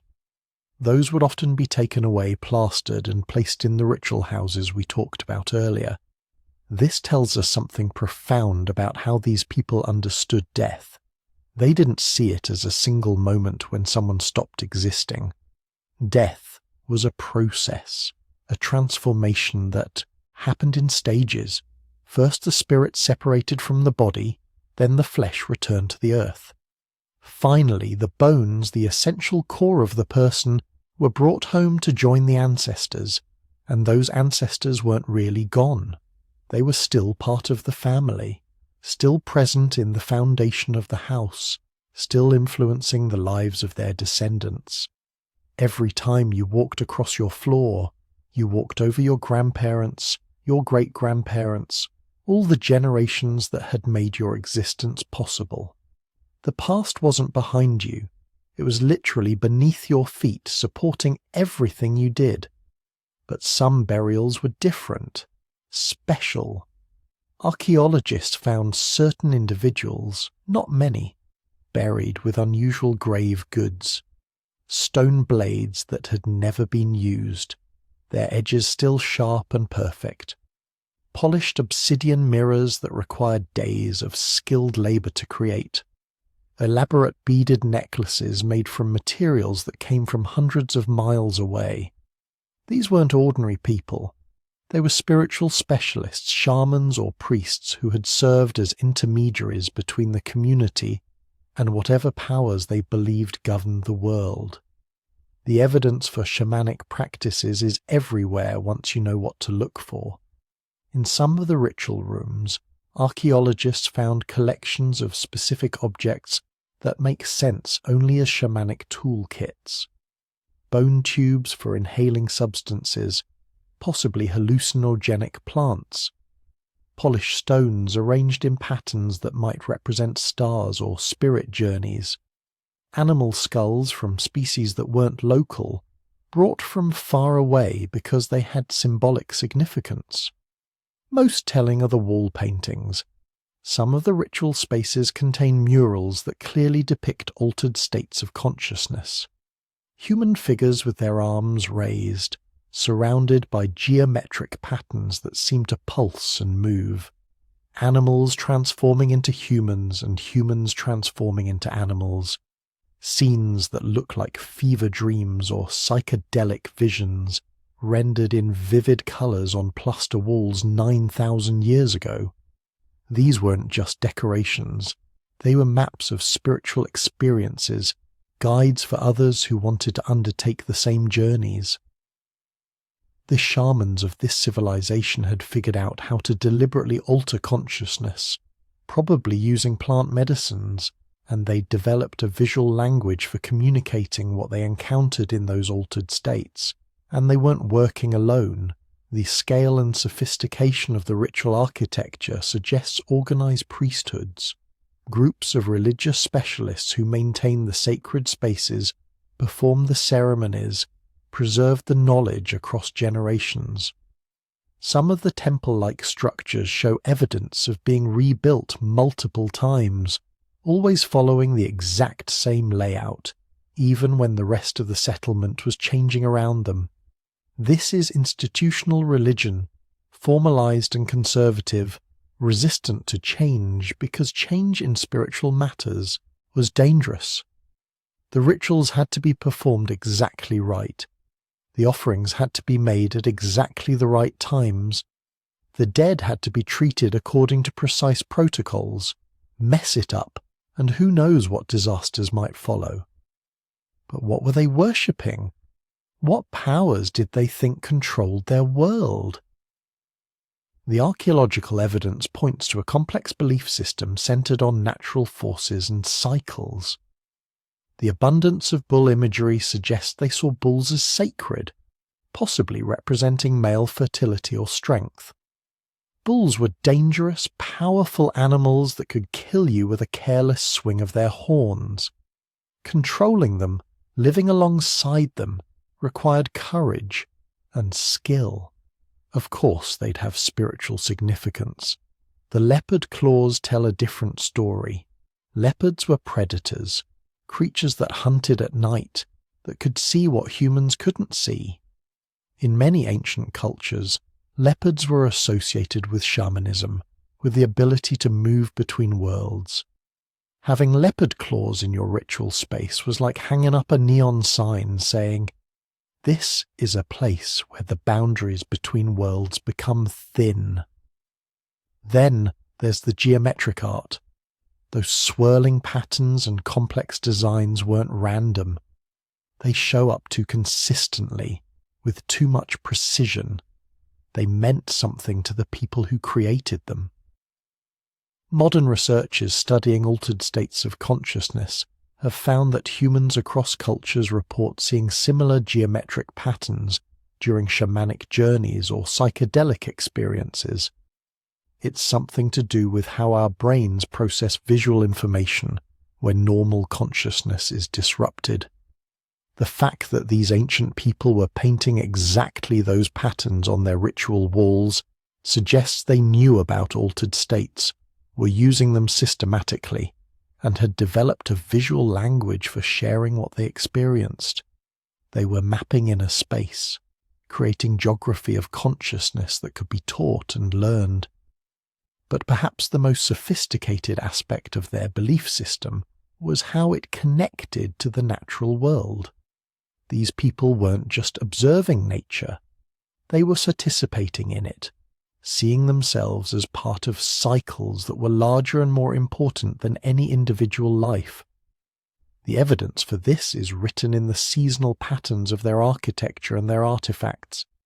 Certain ritual spaces were designed to capture specific astronomical alignments, openings positioned so that sunlight would strike particular spots only on the solstices or equinoxes, platforms oriented toward the rising sun at specific times of year. These weren't accidents, they were intentional, requiring careful observation over multiple years to get right. The people of this civilization were tracking celestial patterns, building them into their sacred architecture, creating physical structures that connected human ritual to cosmic cycles. When the sun struck that special spot on the temple wall, it wasn't just an astronomical event. It was a sign from the powers that governed the universe, confirmation that the rituals had been performed correctly, that the relationship between humans and the cosmos remained intact. Archaeological evidence suggests they held major festivals at these celestial turning points. Sudden increases in animal bone from feasting, layers of ash from massive fires, concentrations of broken pottery from communal meals, entire community gatherings where hundreds of people came together to celebrate, to affirm their shared beliefs, to participate in rituals that connected them to their ancestors and to the natural cycles that governed their lives. These weren't just religious ceremonies. They were the social glue that held the civilization together. You might have conflicts with your neighbors over water rights or stolen goods, but when festival time came, you gathered in the same sacred space, participated in the same rituals, affirmed the same beliefs. Your personal grievances didn't disappear, but they were placed in context, made smaller by the weight of shared tradition and communal identity. The religious artifacts tell similar stories. Figurines have been found throughout the settlement, small carved representations of human forms. Some are clearly female, with exaggerated hips and breasts, suggesting fertility symbolism. Others are more abstract, gender ambiguous, possibly representing spirits or deities that transcended physical form. Many show signs of heavy use, like they'd been handled repeatedly, carried as protective amulets, or used in private rituals. The craftsmanship on these objects ranges from crude to sophisticated, suggesting different makers with different skill levels. Religion wasn't just the province of specialists. Ordinary people were making their own religious objects, conducting their own personal rituals, maintaining their own relationships with the spiritual world. There was organized, institutional religion, yes, but there was also deeply personal spirituality, individual expressions of faith and hope and fear. Some of the most fascinating artifacts are the mysterious symbols carved into stone plaques or painted on walls. Geometric patterns, stylized animals, abstract designs that clearly meant something to the people who made them, but remain frustratingly opaque to modern researchers. These might be early writing, symbolic systems for recording religious ideas, or they might be something else entirely, visual prayers or protective symbols or maps of spiritual landscapes. We'll probably never know exactly what they meant, but we know they mattered. People spent hours carefully carving these symbols into hard stone. They placed them in specific locations within ritual spaces. They passed them down through generations, maintaining and preserving them even as the settlement changed around them. Whatever these symbols represented, they were important enough to justify enormous investments of time and effort. And then there are the mysteries we can only glimpse. Strange architectural features that don't make obvious practical sense. Rooms with no visible entrance, sealed shut during construction, containing offerings that no one could retrieve. Pits filled with deliberately broken objects, hundreds of perfect tools smashed and buried. Buildings that were carefully dismantled, every stone removed and scattered, then rebuilt exactly as they'd been before. These practices make no sense from a rational perspective. Why seal valuable objects in walls where no one can use them? Why destroy perfectly good tools? Why tear down a building just to rebuild it the same way? Unless you understand that these weren't practical actions, they were ritual behaviors, symbolic acts that had meaning within a belief system we can only partially reconstruct. Maybe the sealed offerings were messages to the spirits, gifts that had to be hidden to become sacred. Maybe the destroyed tools were being sent to the afterlife, broken in this world so they could be whole in the next. Maybe the dismantled buildings were being ritually killed and reborn, participation in cycles of death and renewal that governed everything in their cosmology. We can speculate, but we can't know for certain. And maybe that's appropriate. Religion, real religion, always contains elements of mystery, ideas that can't be fully expressed in words or completely understood by rational analysis. The spiritual life of this ancient civilization wasn't simple or naive. It was sophisticated, complex, full of nuance and depth. These people 9,000 years ago were asking the same fundamental questions that every human society asks. Why are we here? What happens when we die? What forces control our fate? How should we live to maintain harmony with powers greater than ourselves? They developed answers, created systems of meaning that satisfied them, built that understanding into their architecture and their art and their daily practices, and those belief systems worked. For over 1,000 years, this civilization thrived, bound together by shared spiritual ideas that gave meaning to individual lives and cohesion to communal existence. The temples and the burials and the festivals weren't peripheral to their society. They were central, essential, the framework that made everything else possible. Because here's what we often forget. You can't build a civilization on material concerns alone. People need more than food and shelter to create lasting communities. They need meaning, purpose, connection to something larger than themselves. The spiritual life of this ancient people provided exactly that, creating bonds that transcended individual self-interest and connected them to their ancestors, to each other, and to the cosmos itself. Their religion may seem strange to us now, all those plastered skulls and buried ancestors and symbolic animals.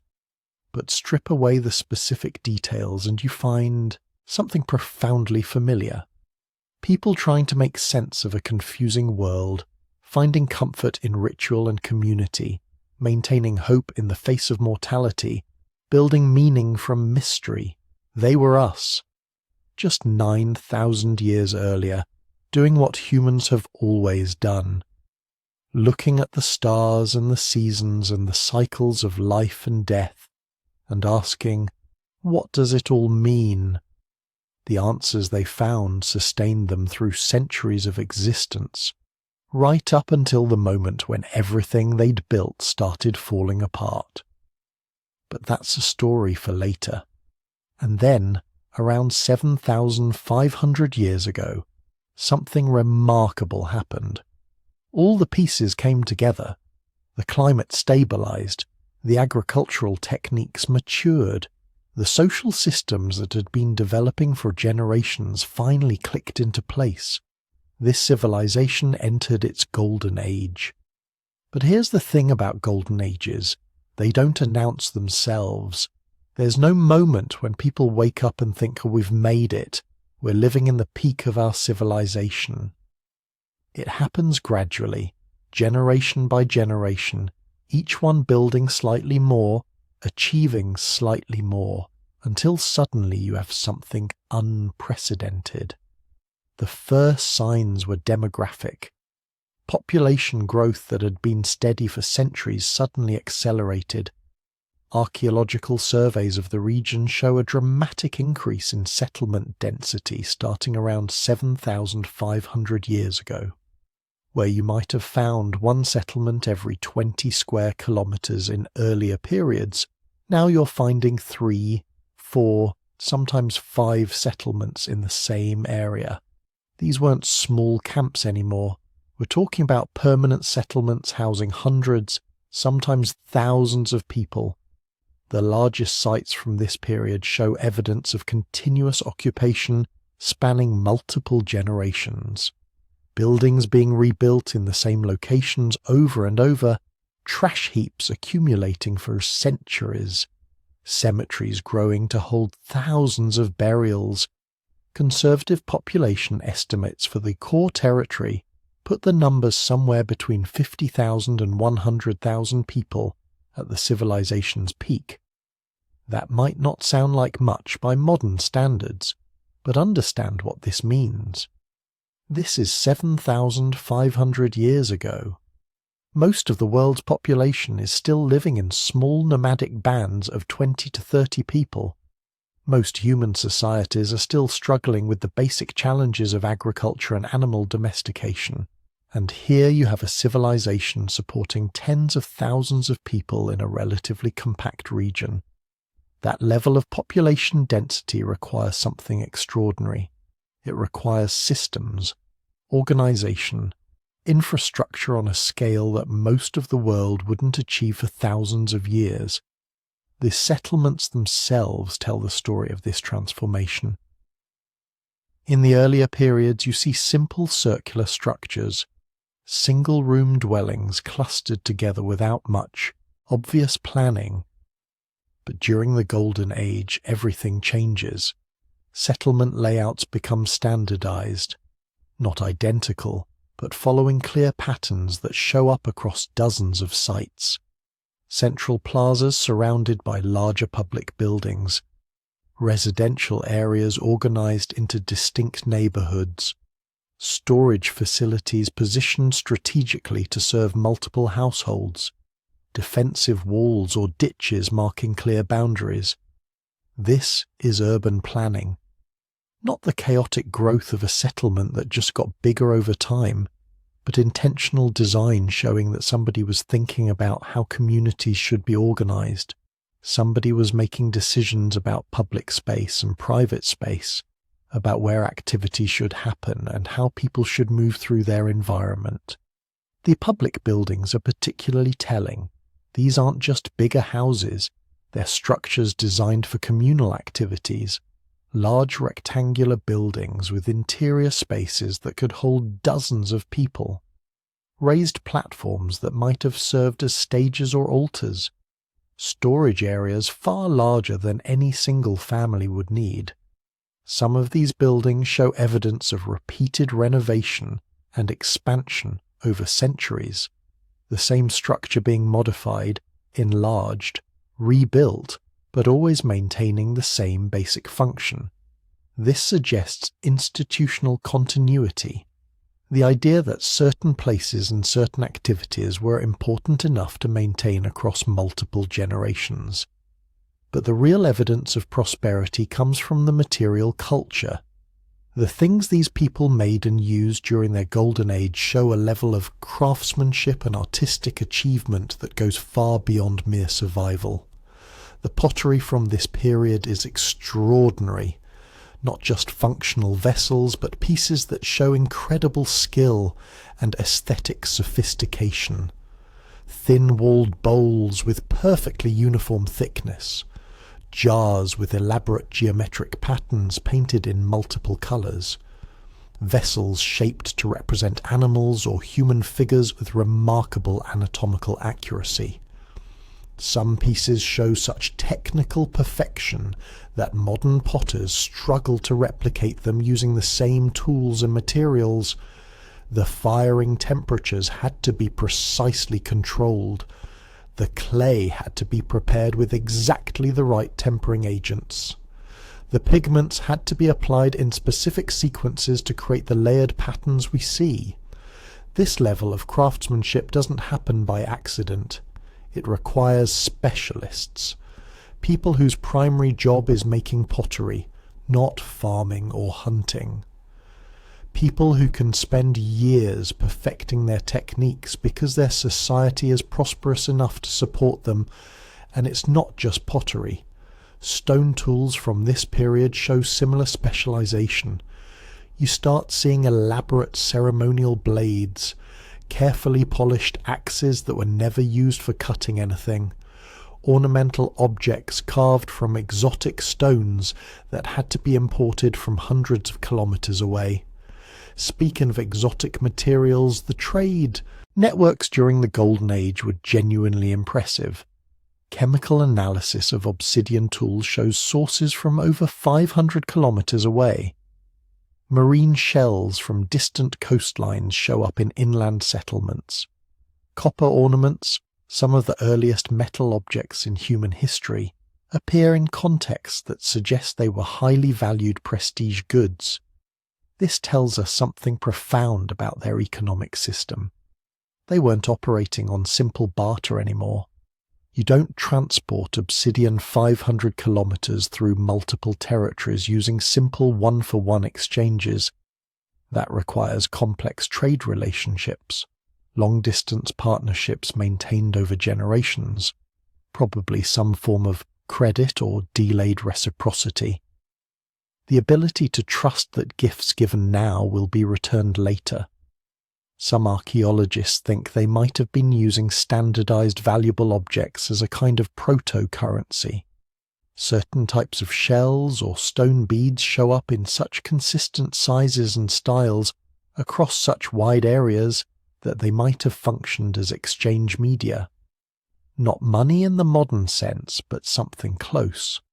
Objects whose value was recognized across different communities, allowing trade to happen more efficiently. The evidence for this kind of economic sophistication shows up in unexpected places. Burial goods, for instance. During the Golden Age, you start seeing significant differences in burial wealth. Some individuals are interred with dozens of valuable objects, copper ornaments, exotic stones, elaborate pottery, ceremonial weapons. Others are buried with almost nothing.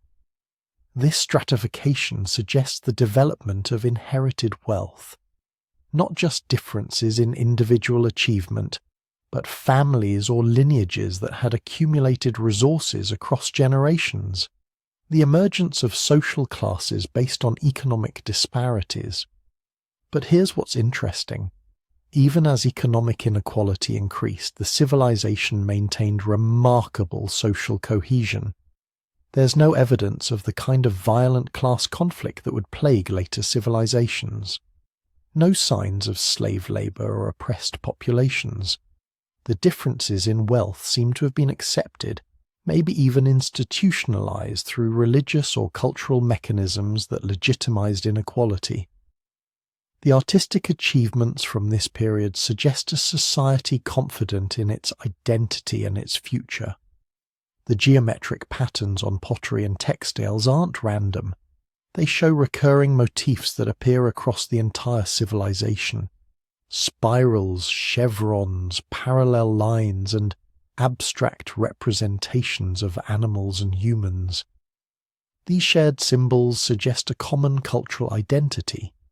People in different settlements, separated by hundreds of kilometers, were deliberately using the same visual language.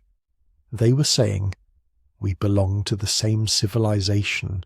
We share the same values and beliefs." Some of the most elaborate art appears on objects that were clearly ceremonial.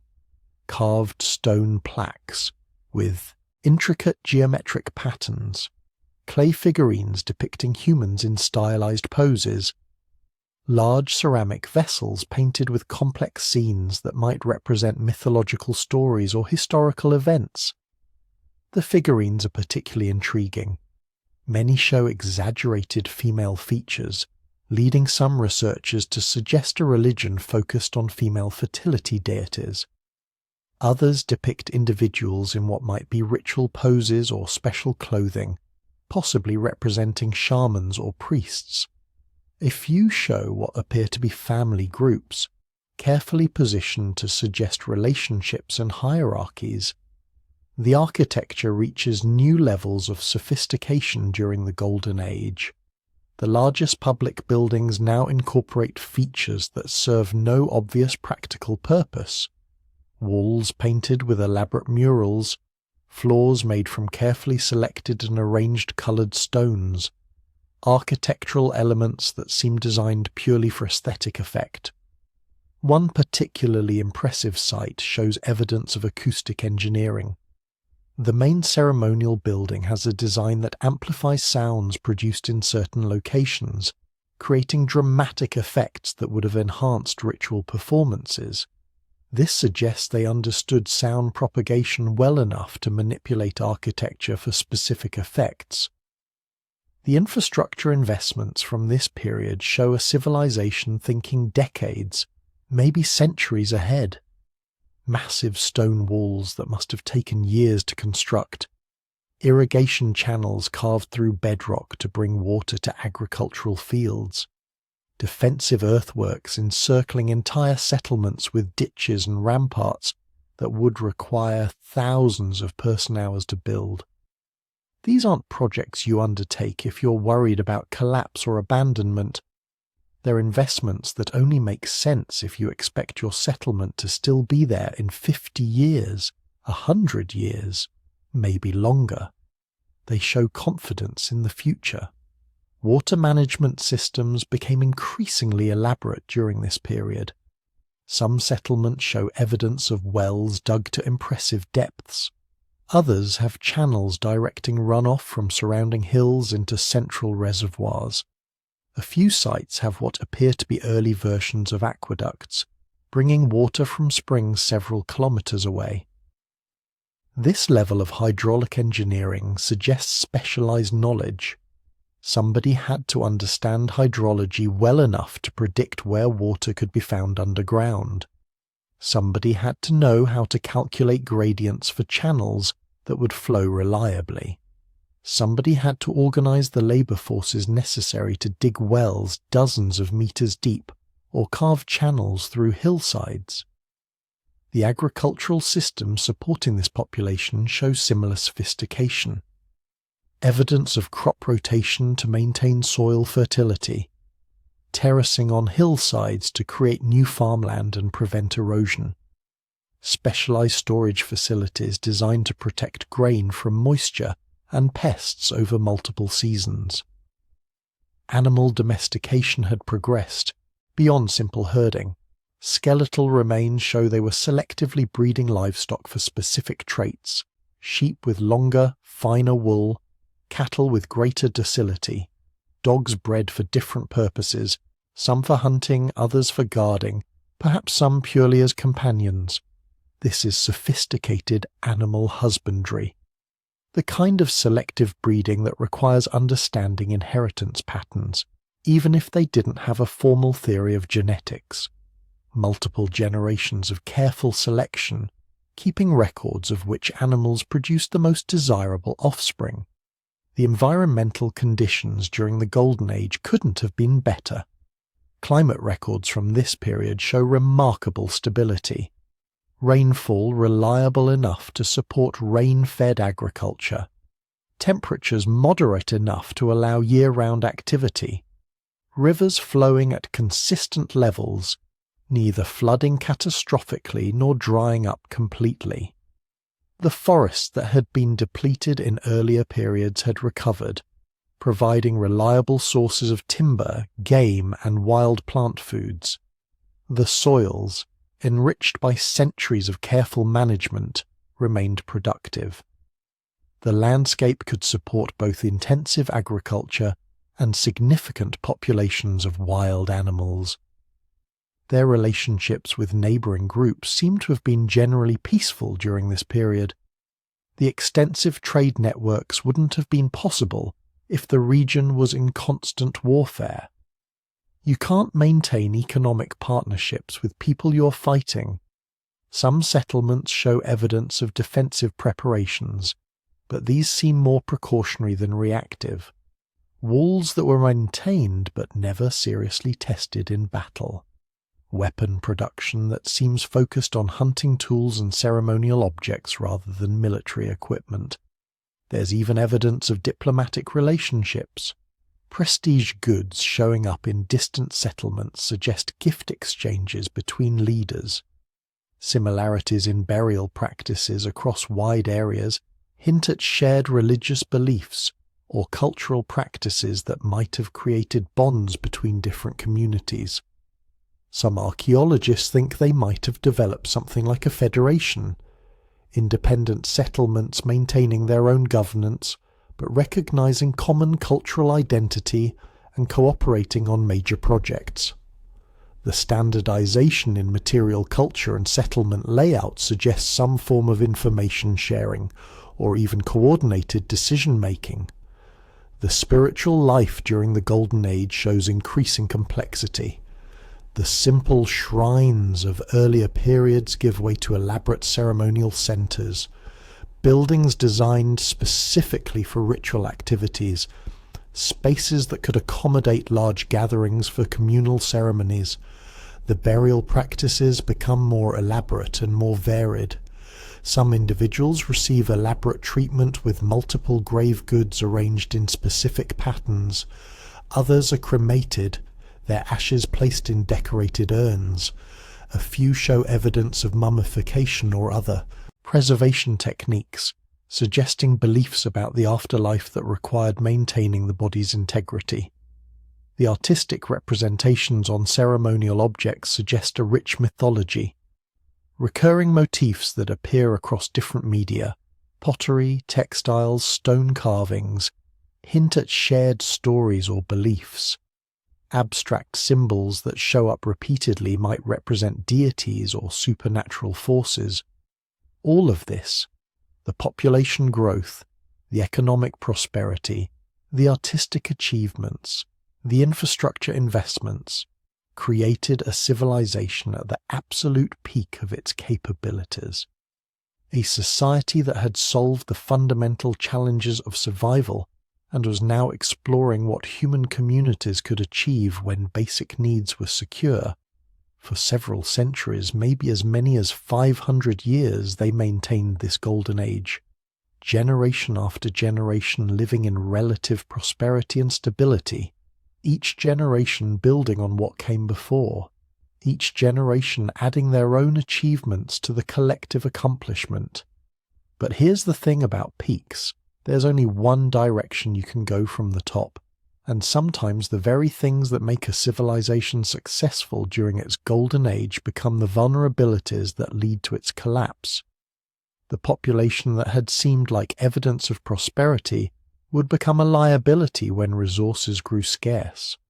The specialized economy that had created such remarkable art and technology would prove fragile when trade networks broke down. The infrastructure that had taken centuries to build would be impossible to maintain when social organization began to fracture. They didn't know it yet, but the golden age was about to end. The warning signs were already appearing, subtle at first, easy to ignore or dismiss. But they were there, written in the archaeological record for us to find 9,000 years later. The beginning of the end was approaching. But here's the thing about civilizations. They don't usually disappear overnight. They decline. Gradually, sometimes imperceptibly at first, then faster and faster until the collapse becomes inevitable. And when you're living through that decline, when you're one of the people watching your world slowly fall apart, you probably don't realize you're witnessing the end of everything your ancestors built.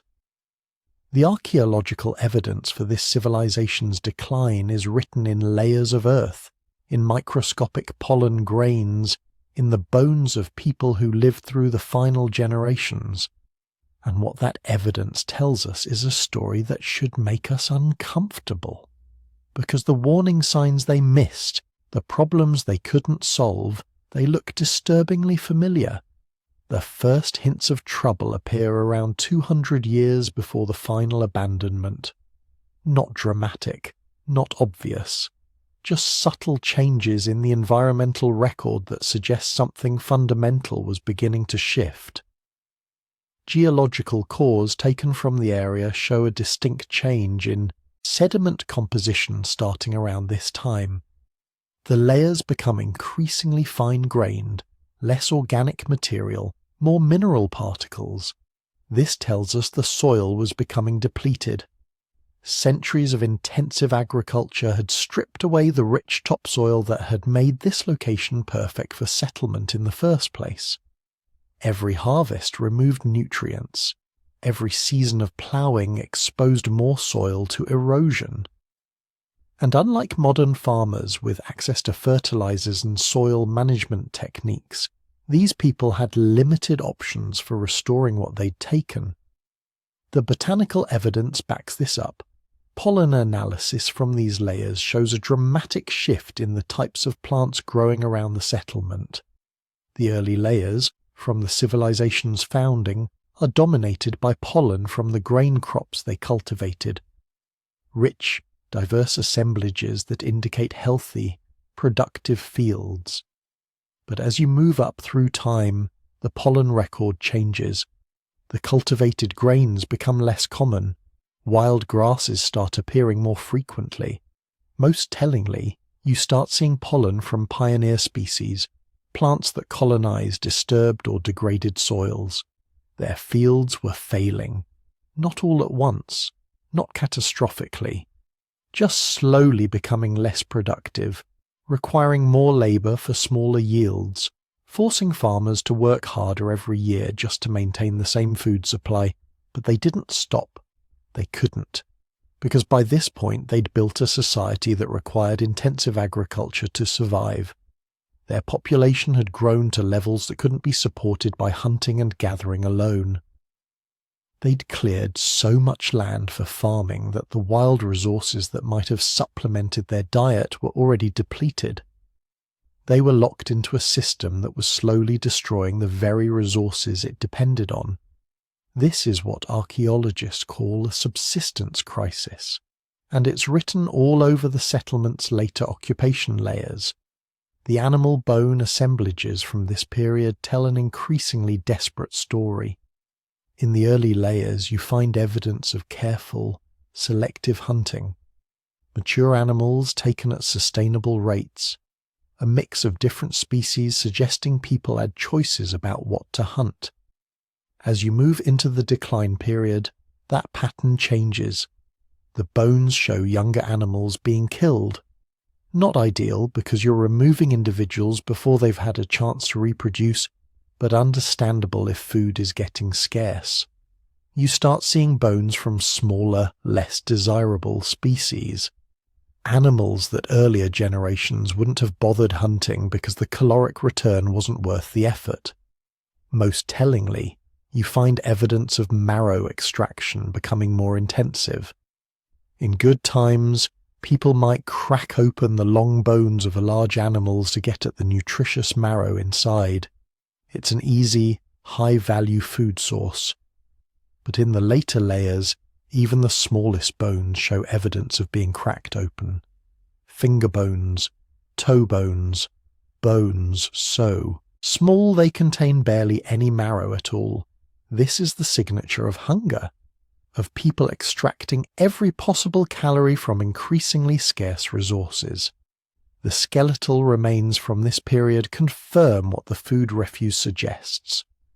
Bones from individuals who lived during the decline show clear signs of nutritional stress. Harris lines, horizontal markers in long bones that form when growth is interrupted by periods of malnutrition. Enamel hyperplasias, defects in tooth enamel caused by childhood nutritional deficiencies. Reduced stature compared to earlier generations. Most disturbingly, infant and child mortality appears to have increased dramatically. The burial record from this period shows a much higher proportion of young individuals, not because people were having more children, but because fewer of those children were surviving to adulthood. This is what happens when a population is living at the edge of subsistence.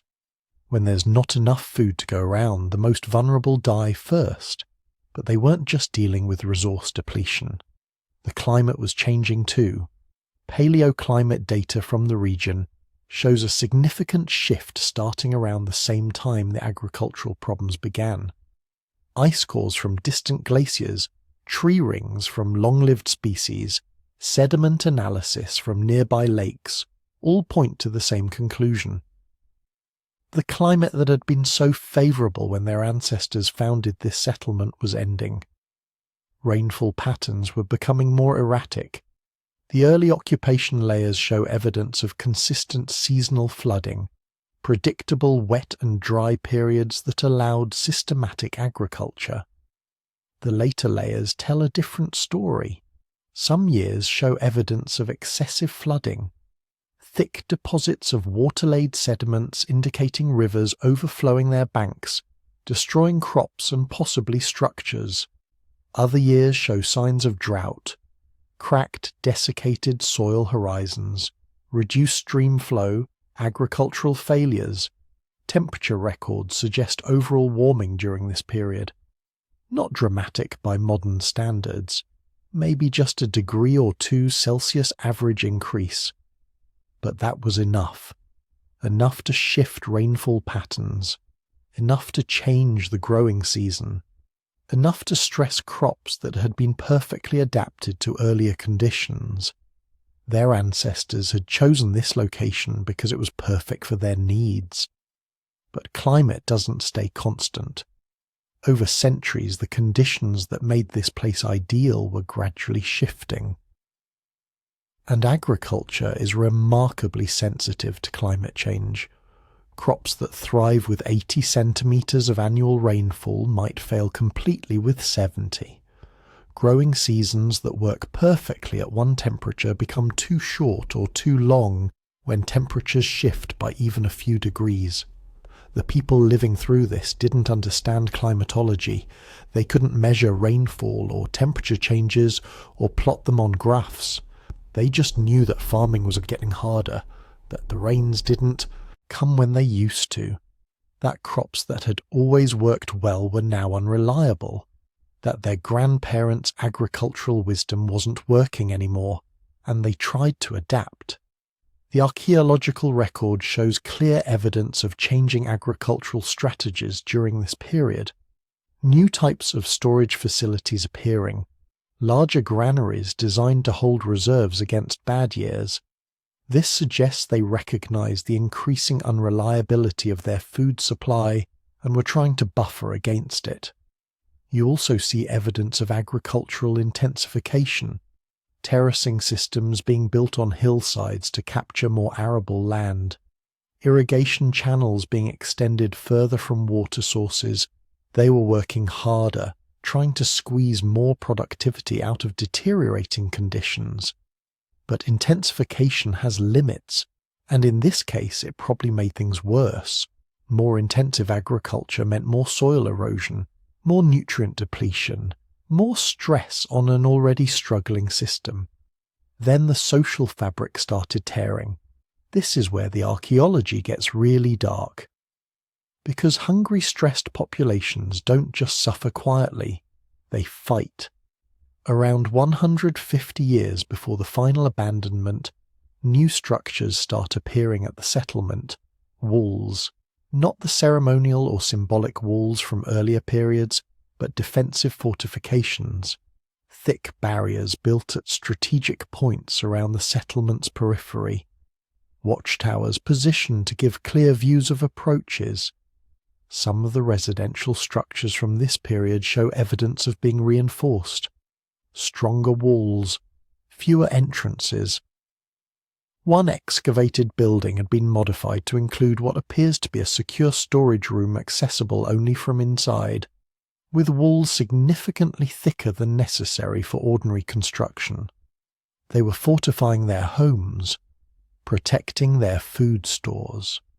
Most tellingly, several skeletons from this period show signs of violent trauma. Healed fractures from blunt force impacts. One skull with a partially healed depression fracture, the kind you get from being hit hard with a club or rock. And some injuries that weren't healed. People who died violently and were buried hastily, without the elaborate ritual treatment common in earlier periods. This could represent conflict within the settlement. As resources grew scarce, different family groups or factions might have competed violently for access to food and water. Or it could indicate raids from outside groups. Other settlements facing similar resource crises might have tried to take by force what they could no longer produce themselves. Either way, it points to a breakdown in social cohesion. The cooperation and shared cultural identity that had held this civilization together for centuries was fragmenting under the pressure of scarcity and environmental stress. The trade networks that had once connected this settlement to distant regions were collapsing too. The later occupation layers show a dramatic reduction in imported materials. Those obsidian blades from hundreds of miles away, they become increasingly rare in the upper layers. then disappear entirely about 100 years before the end. Exotic shells that had been common grave goods in earlier burials, they stop appearing. Specialty ceramics that had been imported from other regions, gone. Even the raw materials they'd traded for, high-quality stone for tool-making, certain types of clay for pottery, become scarce. This tells us their trading partners were facing similar problems. When everyone is struggling to survive, long-distance trade breaks down. Why send a caravan on a dangerous journey to trade goods when you need everything you have just to feed your own people? The economic networks that had enriched this civilization during its golden age were unraveling, and you can see the impact in the material culture.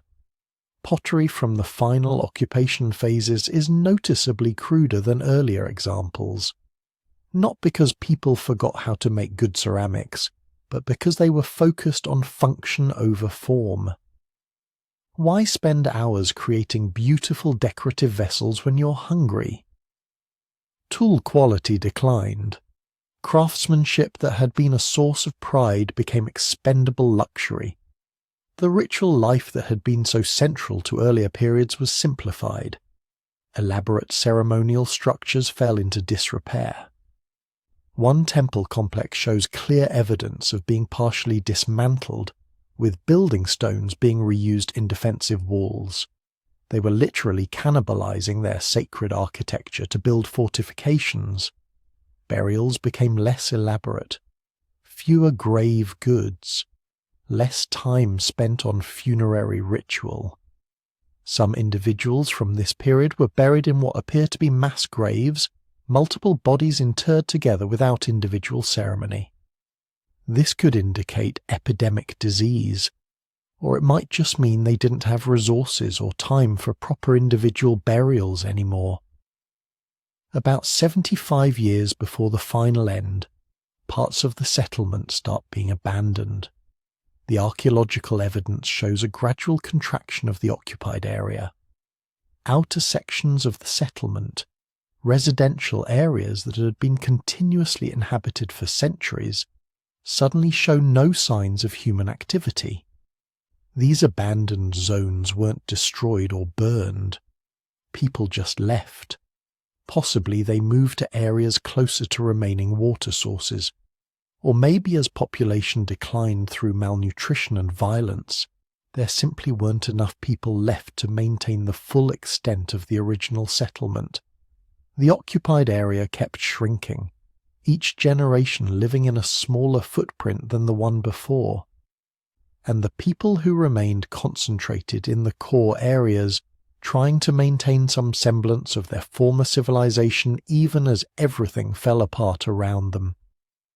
The final occupation layers, deposited in the last few decades before complete abandonment, show a settlement in its death throes.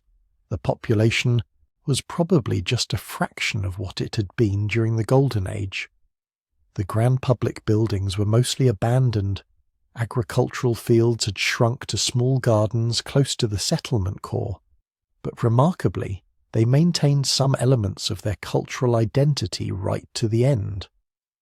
The very last layers still contain evidence of the distinctive pottery styles that had characterized this culture for centuries.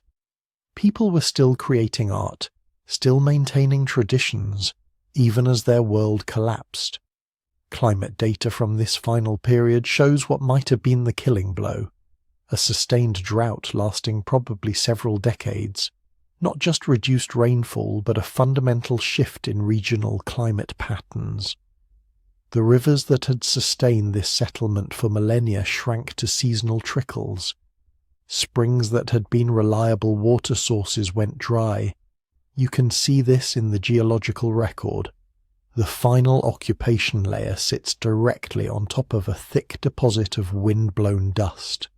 Drought conditions had become so severe that exposed soil was being picked up by wind and deposited across the landscape. The fields they depended on were literally blowing away. The skeletal remains from these final decades paint a grim picture.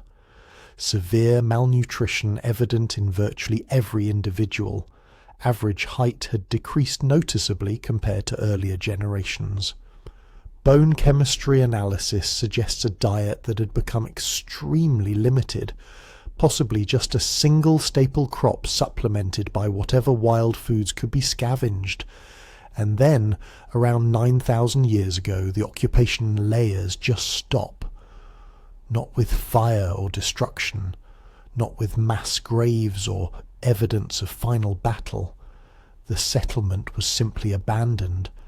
The last inhabitants packed up whatever they could carry and left. We don't know where they went.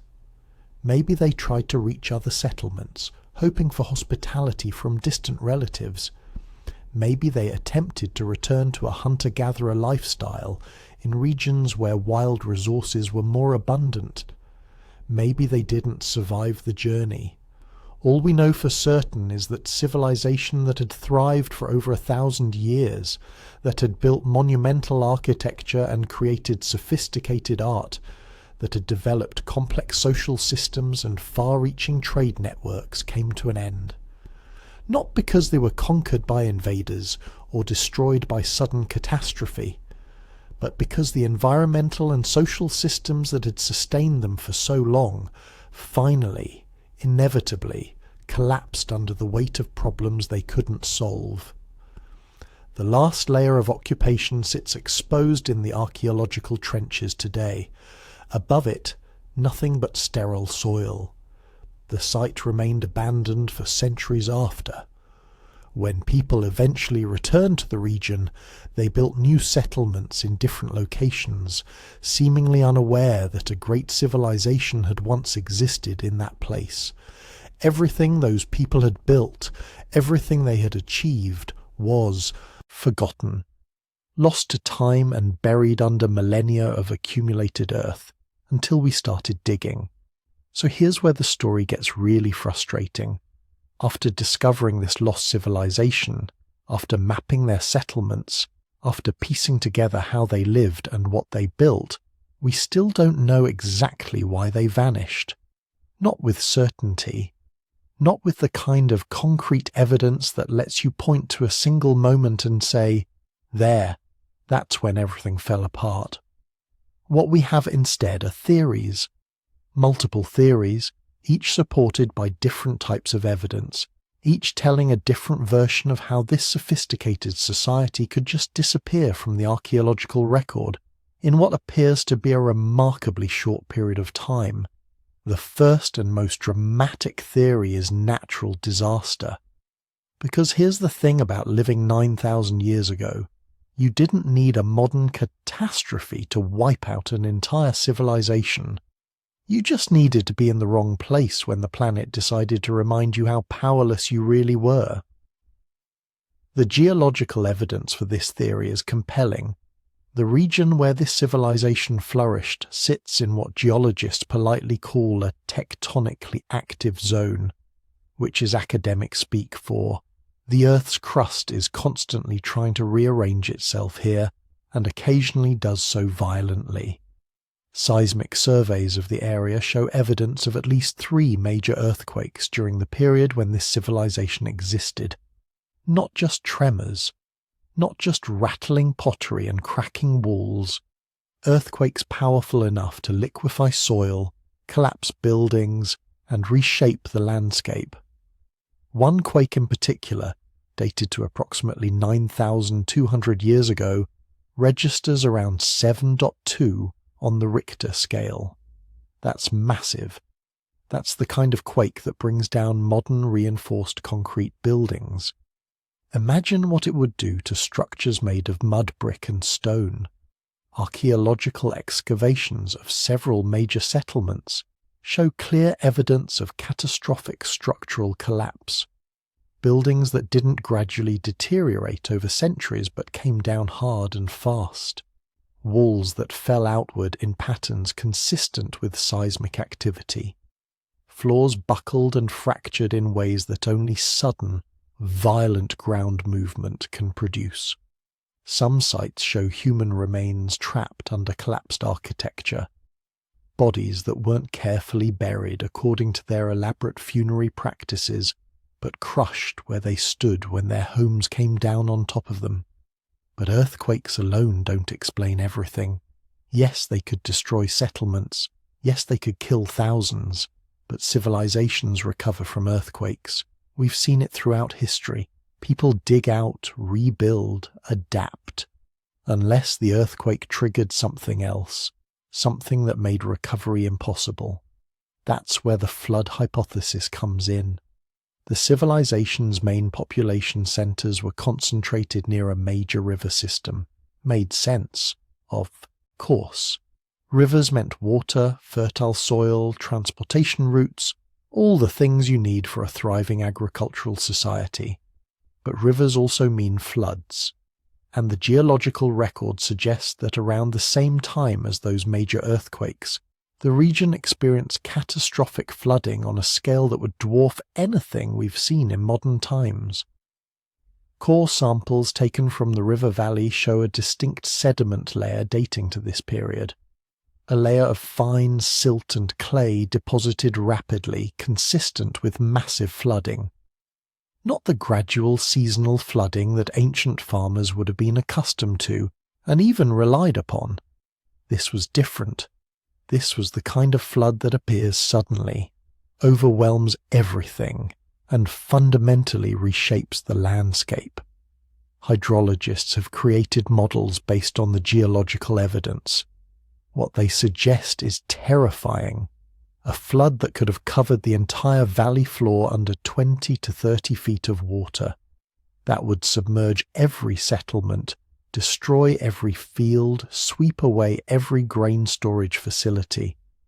If your civilization depended on the river valley for food production and shelter, and the river valley suddenly became a temporary inland sea, you'd be facing immediate catastrophe.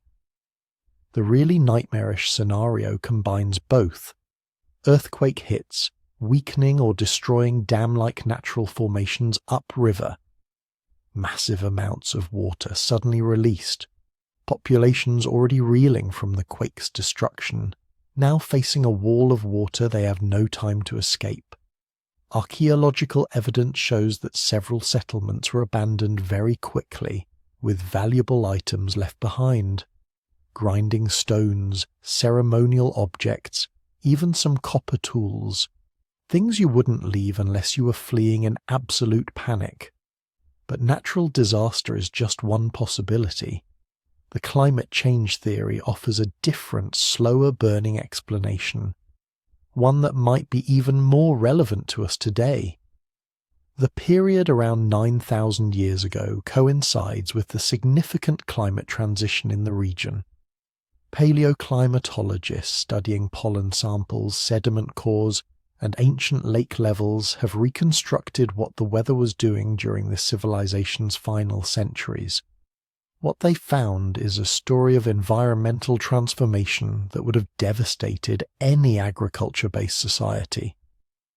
The region had been relatively wet and temperate during the civilization's golden age. Rainfall patterns were reliable enough to support intensive farming. River levels remained consistent.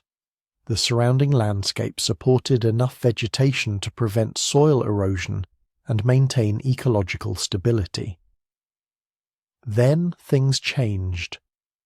Beginning around 9,300 years ago, the climate began a shift toward increasing aridity, not suddenly, not catastrophically at first, just a gradual trend toward drier conditions, less reliable rainfall, more frequent droughts. Over decades, then centuries, the productive farmland that had supported this civilization began to fail. Archaeological evidence supports this climate scenario in uncomfortable detail. Analysis of crop remains from different periods shows a shift in what people were growing. In the earlier periods, you find evidence of water-intensive crops, varieties that need consistent moisture throughout the growing season. But in the later periods, the crop remains show a shift toward more drought-resistant species. Hardy grains that can survive with less water, crops that mature more quickly, taking advantage of shorter growing seasons. This is the signature of a civilization under environmental stress. They weren't just farming what they preferred, they were farming what could possibly survive in increasingly challenging conditions. Pollen analysis from the period tells the same story. The surrounding vegetation shows a transition from species that indicate moist conditions to those adapted for arid environments. The forests were shrinking. The grasslands were giving way to scrubland. The productive landscape was slowly transforming into something that couldn't support a large settled population. The real killer in this scenario isn't that farming became impossible. It's that farming became unreliable. Some years might still be good, enough rain, decent harvests, hope for the future, but then you'd get a bad year, or worse, a string of bad years, droughts that cause crop failures, failing harvests that depleted grain reserves, populations that had grown during good times suddenly facing starvation during the inevitable bad times. This creates a downward spiral that's hard to escape. Chronic food stress leads to malnutrition. Malnutrition makes people more susceptible to disease. Disease outbreaks further weaken the population. Weakened populations can't maintain the complex infrastructure, irrigation systems, defensive walls that kept the civilization functioning. The whole system begins to unravel. Which brings us to the resource depletion theory. Because climate change doesn't happen in isolation, it interacts with how people use their environment, and the archaeological evidence suggests this civilization might have been contributing to their own ecological collapse. Deforestation appears to have been extensive. Analysis of building remains shows massive timber use, not just for construction, but for fuel.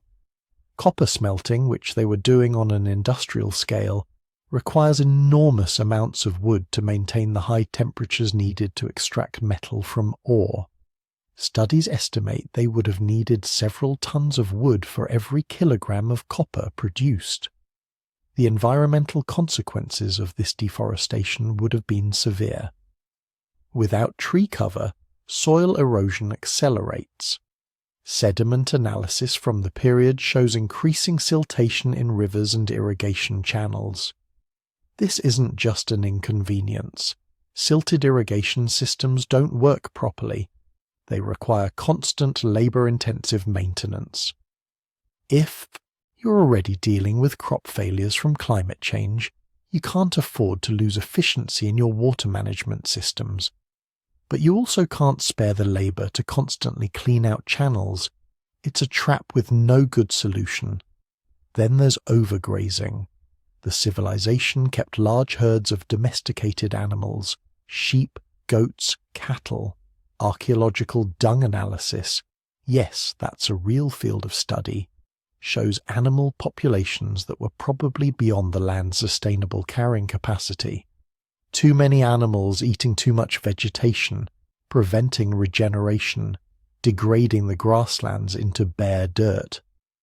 Combined with climate change making things drier and deforestation removing what little vegetation remained, you get the perfect recipe for turning productive land into desert. Once that process starts, it's incredibly difficult to reverse, especially with Bronze Age technology. But maybe it wasn't environmental collapse at all. Maybe something else killed them. The epidemic theory suggests that disease might have swept through the population with devastating effect. Archaeological evidence for this comes from burial sites dating to the civilization's final period. Several mass graves have been discovered containing dozens of bodies buried simultaneously. Not the careful, elaborate burials they practiced during better times. These are hasty, desperate burials. Bodies placed in layers, covered quickly with minimal ceremony. Skeletal analysis of these mass burial victims shows interesting patterns. Many show signs of malnutrition, consistent with populations under food stress. But some also show lesions on bones that suggest infectious disease. Nothing definitive. Disease often doesn't leave clear marks on skeletons, but enough to raise possibilities. The demographic profile is also suspicious, higher than normal proportion of young adults and children, the very groups that tend to suffer most during epidemic disease outbreaks. Here's what makes epidemics so dangerous for ancient populations. When you're already weakened by malnutrition from crop failures, your immune system is compromised. You're vulnerable to diseases that healthy populations might weather relatively well. When you're living in dense settlements, as this civilization was, diseases spread rapidly. When you're under social stress from environmental problems, your ability to care for the sick and maintain basic public health measures breaks down. An epidemic hitting a population in that condition could be catastrophic. Mortality rates of 30, 40, even 50% aren't impossible. That's civilization ending. That's the kind of population loss you don't recover from. But there's another possibility. One that archaeological evidence increasingly suggests might have played a role. Conflict. The later periods of this civilization show clear signs of increasing violence. Defensive walls that were built or reinforced, new settlements positioned on hilltops and other defensive locations rather than the valley floors where earlier settlements had been built, weapon production that intensified, mass graves containing victims of violence, skeletons showing trauma from bladed weapons and projectiles. Who were they fighting? Maybe each other. Resource scarcity from climate change and environmental degradation would have created competition between communities. When there's not enough food to go around, when water sources are drying up, when the best farmland is failing, people fight. Archaeological evidence from many ancient societies shows that environmental stress correlates strongly with increased violence. Settlements raid each other for stored grain. Competition for remaining productive land turns deadly. Social bonds that held the civilization together during good times fracture under the pressure of scarcity. Or maybe they were fighting invaders.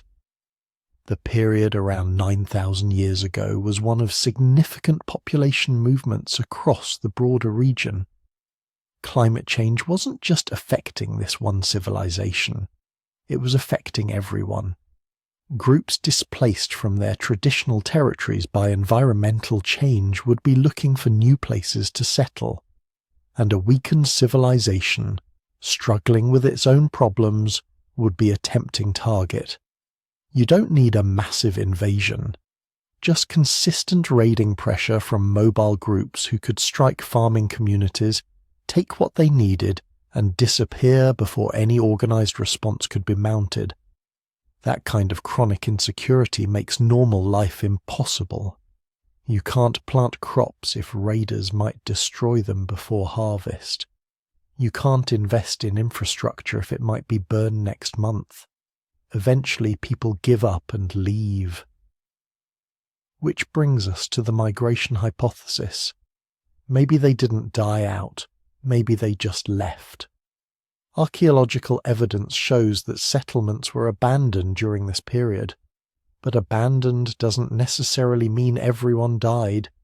It could mean they recognized the region was becoming uninhabitable and made the rational choice to move somewhere else. The problem with this theory is we don't have clear evidence of where they went. No massive new settlements appearing in neighboring regions with cultural markers that clearly link back to this civilization. No genetic evidence in later populations showing a sudden influx from this area. But absence of evidence isn't evidence of absence. They could have dispersed in small groups, integrating into other communities, their distinctive culture absorbed into the populations they joined. Or they could have migrated to regions we haven't excavated yet, or where their settlements were subsequently destroyed or built over by later civilizations.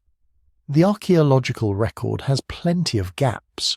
Just because we haven't found them doesn't mean they're not there. Here's what makes this mystery so difficult to solve. All of these theories have supporting evidence. All of them are plausible, which means the truth is probably some combination of all of them. The most current research suggests exactly that. A perfect storm of overlapping catastrophes that individually might have been survivable, but together proved overwhelming. Picture it like this. Climate change makes farming increasingly difficult, leading to food stress and resource depletion. Attempting to maintain production, they overexploit their environment, deforestation, overgrazing, depleting soil, making the situation worse. Environmental degradation combines with climate change to create crop failures and famine. Malnutrition weakens the population, making them vulnerable to disease. An epidemic sweeps through, killing a significant portion of the population. Population loss means they can't maintain infrastructure or defend their territory effectively. Conflict increases as desperate groups fight over dwindling resources. Maybe a major earthquake and flood deliver the final blow, destroying key settlements and breaking whatever social cohesion remained. Survivors, recognizing there's no path forward in the region, abandon their ancestral lands and disperse. That's probably close to what happened. Not one dramatic catastrophe, but a cascade of interconnected failures, each problem making the next one worse. The civilization slowly overwhelmed by challenges coming from multiple directions simultaneously. What their disappearance teaches us is both sobering and relevant. It shows how vulnerable civilizations are to environmental change, especially when they depend on stable climate conditions for food production. It demonstrates how resource depletion can accelerate collapse, turning manageable problems into existential crises. It illustrates how social systems that function well under good conditions can fracture rapidly when stressed. It proves that sophistication and achievement are no guarantee of survival. This civilization built cities, they developed writing, they worked metal, they created art, they had all the markers of advanced society, and still they disappeared. Not because they were primitive or stupid, but because they faced a combination of challenges their society wasn't structured to handle. The planet changed, their resources ran out, disease struck, conflicts erupted, and their civilization, for all its achievements, couldn't adapt fast enough. That's the real lesson. Not that collapse is inevitable, but that it's possible, even for societies that seem stable and successful, even for civilizations that have lasted centuries. When environmental, social, and economic pressures align in the wrong way, collapse can happen faster than anyone expects. 9,000 years later, we're still trying to understand exactly what happened to them, still piecing together the evidence, still debating which factors were most important. But the fundamental truth is clear. They were here. They built something remarkable. And then they were gone, leaving behind only ruins and questions. So here we are, 9,000 years later, standing at the edge of what remains. A few pottery shards, some stone foundations, tool fragments scattered across landscapes that have been reshaped by countless generations. This is all that's left of a civilization that once thrived, that built, that created, that believed they would last forever. But here's the thing about civilizations. They always think they're permanent.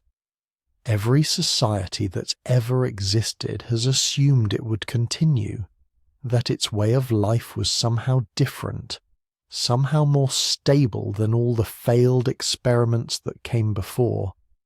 This lost civilization was no exception.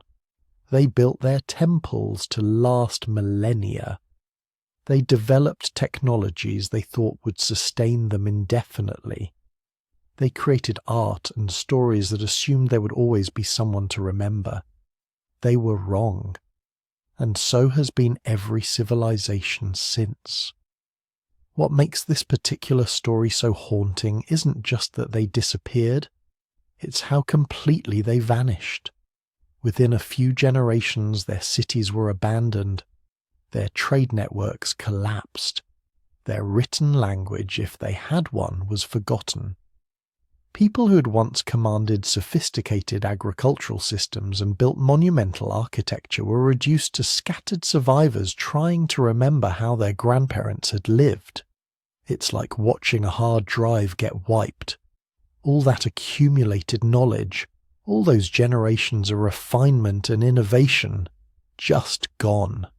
Reset to almost nothing, but not quite nothing. Because here's what archaeologists keep finding. Techniques that survived, agricultural practices that persisted in modified forms among later peoples, architectural principles that show up in civilizations that arose centuries after the collapse, built by people who couldn't possibly have had direct contact with the original builders. Knowledge has a way of surviving even when the people who created it don't.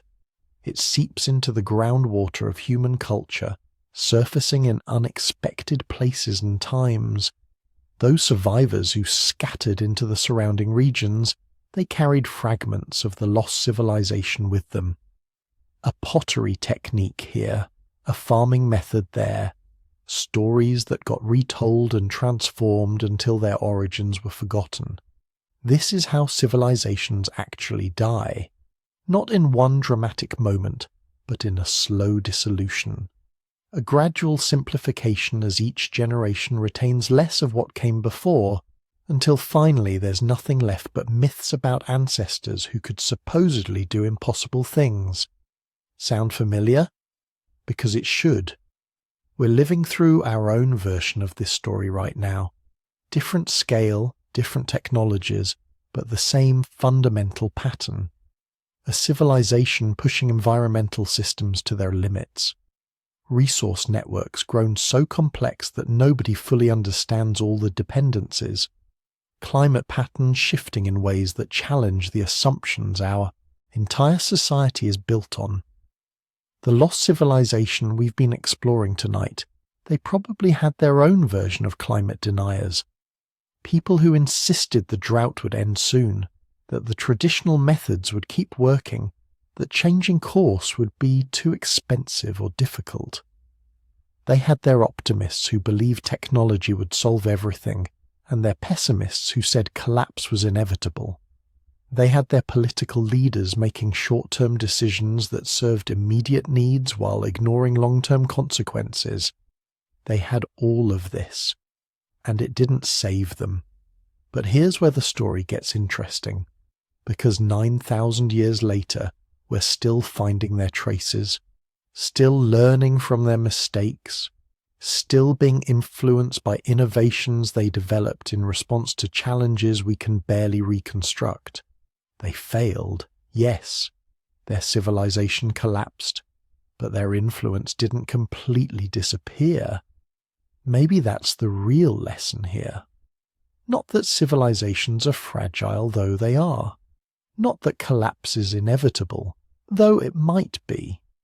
The lesson is that what we create, the knowledge we generate, the solutions we develop, these things can outlast us. They can influence peoples and cultures we'll never meet in ways we can't predict. The archaeological work continues. New techniques like ground-penetrating radar and environmental DNA analysis are revealing aspects of this lost civilization that were invisible to earlier researchers. Teams are scheduled to return to the main excavation site next summer. There are entire districts of the ancient city that remain unexcavated. Dozens of outlying settlements that have barely been surveyed. chemical analysis of ancient seeds is revealing details about their agricultural practices. Isotope studies of skeletal remains are showing migration patterns and diet changes during the decline. Every season brings new discoveries. Every new technology reveals information that was always there but impossible to access. The story isn't finished. It's still being written, one careful excavation at a time, one careful analysis at a time. If you've found this journey into the past fascinating, if these echoes from 9 millennia ago have sparked your curiosity about what other forgotten stories might be waiting in the archaeological record, consider subscribing. There are so many lost civilizations, so many vanished peoples whose stories deserve to be told. Leave a comment about which ancient mystery you'd like to explore next. But for now, as you drift towards sleep, consider this. Somewhere beneath the ground, there are still traces of people who lived and loved and built and dreamed. They're waiting for someone to remember them, waiting for their story to be told one more time.